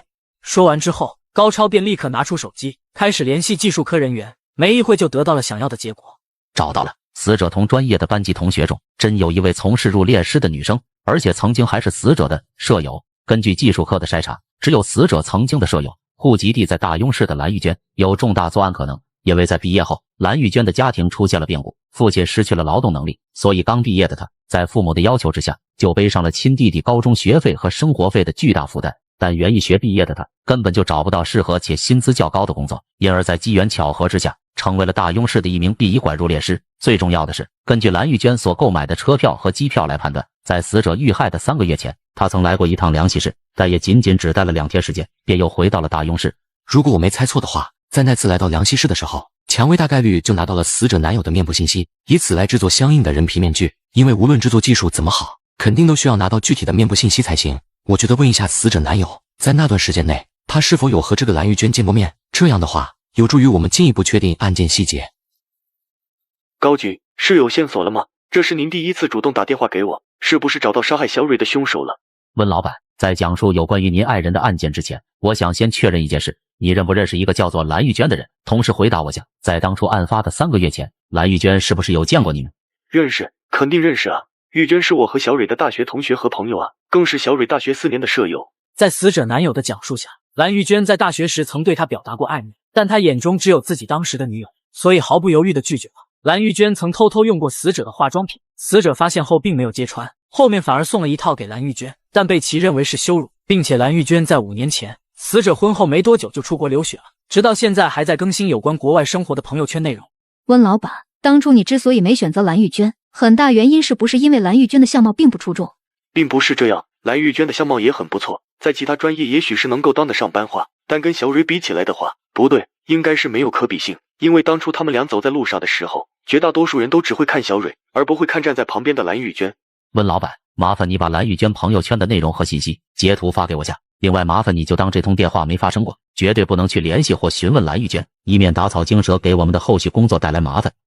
蓝玉娟出国后至今没回国，说明已经是放弃蓝玉娟这个身份了，换了个新身份继续在梁溪市生活，这对蔷薇来说并不难。既然不用蓝玉娟这个身份了，那为什么蔷薇还要浪费时间更新朋友圈？还不如直接停更算了吧。更新维护朋友圈，很大可能是蔷薇自身性格和虚荣心的原因。根据先前案件和犯罪心理学的推理结果，能够确定蔷薇属于那种需要关注，并且内心虚荣、自尊心又极高的病态人群。既然蔷薇都有特地和死者说过她要去米国留学了，那大概率也会和其他同学说过。再加上当时发的启程和抵达朋友圈，确实引起了众多人点赞。在这一方面，蔷薇绝对是得到了前所未有的满足，所以才会选择一直更新朋友圈，就为了单纯的显摆和炫耀，弥补曾经大学期间的自卑。所以我基本能确定一件事，她的朋友圈照片肯定都是真的，因为蔷薇非常害怕被揭穿。那么为了避免被人说照片都是网络图片、虚假留学的情况，成为贩毒组织成员的蔷薇，拥有难以想象的巨额财富，所以每年就拿出几天时间，专门出国旅游，再用蓝玉娟的身份拍照，其实也不是什么难事。我唯一不确定的就是，蔷薇是不是像周时瑞那样整容了，靠着戴人皮面具来维持原有身份。蓝博士，其实我现在就可以回答你，蔷薇发的这些朋友圈，面部表情变化都极少，甚至能说是没有。单从这一点，就已经是能够大致判断出，蔷薇是戴着人皮面具拍照，发这些看似过得很好的朋友圈。其次，蔷薇应该是选择用整容来迎接新身份，就是要将自己脸上有瑕疵的部位全部都改得完美，至少要比他所杀害的死者更加引人注目。虽然我还不知道现在蔷薇的长相，但我能够确定的是，绝对是非常的好看耀眼，甚至是毫无瑕疵。那从这个角度想的话，蔷薇有很大概率是喜欢那种他人目光全部都汇聚在身上，享受光鲜亮丽的舞台。所以蔷薇现在的身份会不会是一位明星？这样的话，他能享受到更多人的关注，甚至还有足够多的粉丝为他疯狂欢呼，一切的虚荣心都将会彻底满足。不太可能，贩毒组织应该不会允许，明星太过显眼，而且也需要一定的才艺，我可不觉得蔷薇能有什么才艺。那会不会是记者或者网红之类的公众职业，也能满足他的需求吧？死者男友先前提过一点，蔷薇为了面子和不丢脸，一直都隐瞒着自己是入殓师的事情。那么大学毕业后被迫当入殓师，会不会也是他最痛苦的回忆？既然在选择新身份，又很大概率不能成为明星的时候，他最后会不会选择一个类似的光鲜亮丽、受人敬佩的特殊职业？那么选择变为一位出众的女企业家怎么样？这个身份既有面子，又稍微低调点，不同于太过招摇的明星、网红等等，女企业家确实很有可能。在当前的社会中，成功的女性企业家绝对会得到各种宣传，甚至是收到记者的采访，这完全能满足蔷薇自身的虚荣心，然后凭着企业家的身份，也许还能会更便于贩毒生意。问题就在于，蔷薇会是什么样公司的创始人或者董事长？至于会是什么公司的创始人，完全能够从人皮面具这一点来入手，因为要想保持制作人皮面具的手感和技术，绝对需要维持自身对人体面部的敏感程度。我猜测有很大的概率，他所创立的企业为各种面部化妆类或者是医美类的公司。我个人是觉得医美类型的公司概率明显是要比化妆公司高上不少，因为以蔷薇制作人皮面具的出众手艺来看，即便是转到相似的美容行业，大概率也会非常的出众和优秀。而一家水平出众优秀的美容公司将会吸引多少的富婆去照顾生意，想必是不用多说了。这种真正的高端人脉，绝对是蔷薇所需要的东西。骨子里就爱慕虚荣的他，绝对是会喜欢看到那些比死者还要有钱的富婆，天天等着他有空出手帮忙医美。这下子高超也是有些按耐不住了，立刻拿出手机联系起技术科，让他们立刻就开始收集梁溪市的美容院以及相关的负责人信息。爆弹，现在进度到哪里了？能把我要的东西带来吗？蔷薇姐，我知道你很急，但是能不能先别急啊？要想炸毁你那栋美容院的炸药，真不是一个小数目，我也需要时间调配才可以啊。况且 K 老大不是说了吗？那团火还烧不到我们身上，目前要担心的是毒药，可也不是蔷薇姐你啊。爆弹，那你抓紧点，今晚就找个时间来我这里吧。我有点怕，犯罪经验那么出众的雕塑家都能出事，我害怕自己也被警察发现，所以趁着他们现在目标是毒药，趁着 K 老大还在和他们斗智斗勇，替我们争取了一点时间。虽然我非常相信 K 老大，但我觉得也需要尽快准备下潜逃的后路了。找到了，通过技术科的仔细筛查，基本已经能够确定蔷薇的真实身份，应该就是位于我们梁溪市中心的红玫瑰美容院创始人。蔷薇的最新身份叫做汤之韵。在查询有关于汤之韵的身份轨迹后，我们发现前面一段时间都没有任何问题，但偏偏就是揭面案发生之前，有足足大半年的时间，仿佛失去了行踪般没有留下信息。而我们查询最初的汤之韵户籍照片，发现和当前的容貌差距极大，所以蔷薇应该是在那个贩毒组织头目的帮助下替换上了这个身份。其次，4年前红玫瑰美容院成立，短短不到1年时间，就因为蔷薇出众的拉皮美容、瘦脸按摩等医美技术而出名。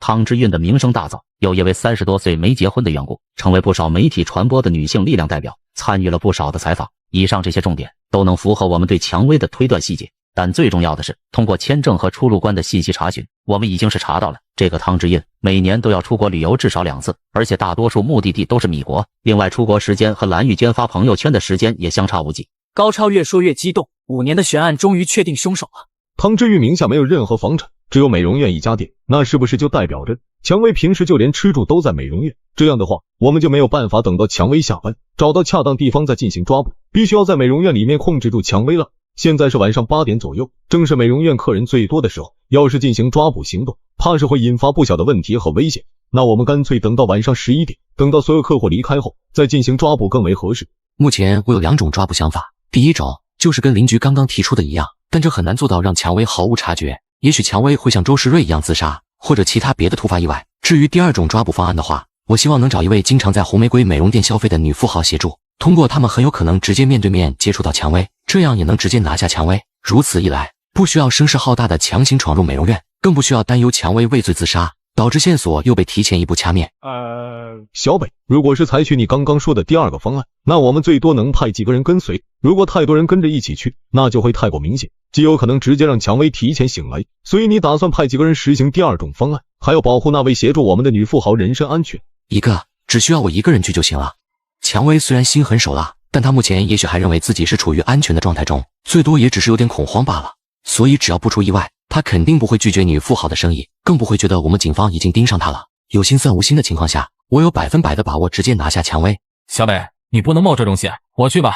面对蔷薇一个女星，我还是有足够的把握将其制服。不，还是我去吧。单论个人格斗和擒拿技术的话，我应该是在场最出众的那一个，所以我去最合适。不，郭班长，你身上的军旅气息太严重了，胜哥也是如此，身上的警察感觉太浓了，即使是变异之后，那种气质也很难改变。蔷薇只要稍微善于观察一点，便可以分辨出问题，而我才刚入职没多久，并没有太多的这种感觉。同时为了防止这个贩毒组织掌握着我们专案组的人员照片，后面也需要一定的易容伪装才行，安全性大家不用担心。当初的警校联考，我的格斗擒拿也是满分成绩。高局，你觉得是否可行？以我对小北的了解，他既然能有如此把握，那基本是不会出问题了。你觉得呢？对于第二种方案我没意见，相较于第一种确实更适合缉捕蔷薇，将那个贩毒集团挖出来。但我希望能稍微迟一点，因为现在是美容院顾客最多的时段，从风险和舆论角度来看，都是有些不太适合。而到深夜10点，美容院的顾客就会少很多。然后我也需要一点时间，找到愿意配合我们的女富豪，毕竟这对他们而言，确实是有成为人质的风险存在。可以，那就今晚10点抓捕蔷薇。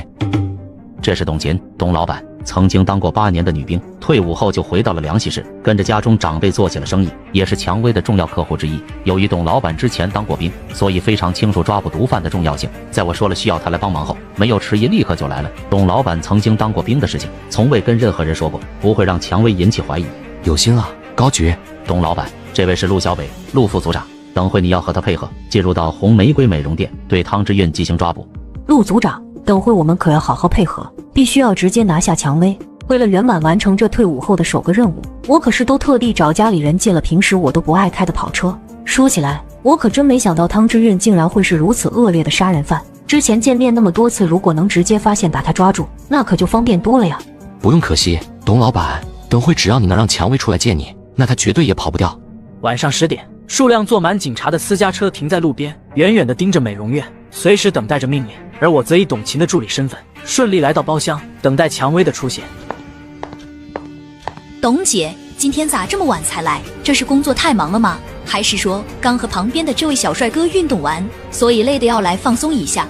听到这话，我故意抬头看了一眼蔷薇，又装作害羞地转过头。蔷薇身体有些紧绷，还挺谨慎。汤老板，什么运动？别乱说，这是我新招的助理。现在公司大了后，一个人真有些难做了。我今天好不容易谈了个大单，结果又快被其他公司抢走了。你说我能不头疼吗？真是愁死了呀！这几天硬生生感觉皱纹都变多了不少，这才决定抓紧来拉个皮呀。董姐，真没必要那么拼，咱们钱够用就行了，关键还是这张脸啊！你也是来得赶巧，再过一会儿我估计也没空帮你拉皮了。董姐，你现在去躺着吧，我把东西准备好就帮你。董姐，那您先在这里忙，我刚好出去打电话问下公司的业务部，明天的会议安排怎么样了？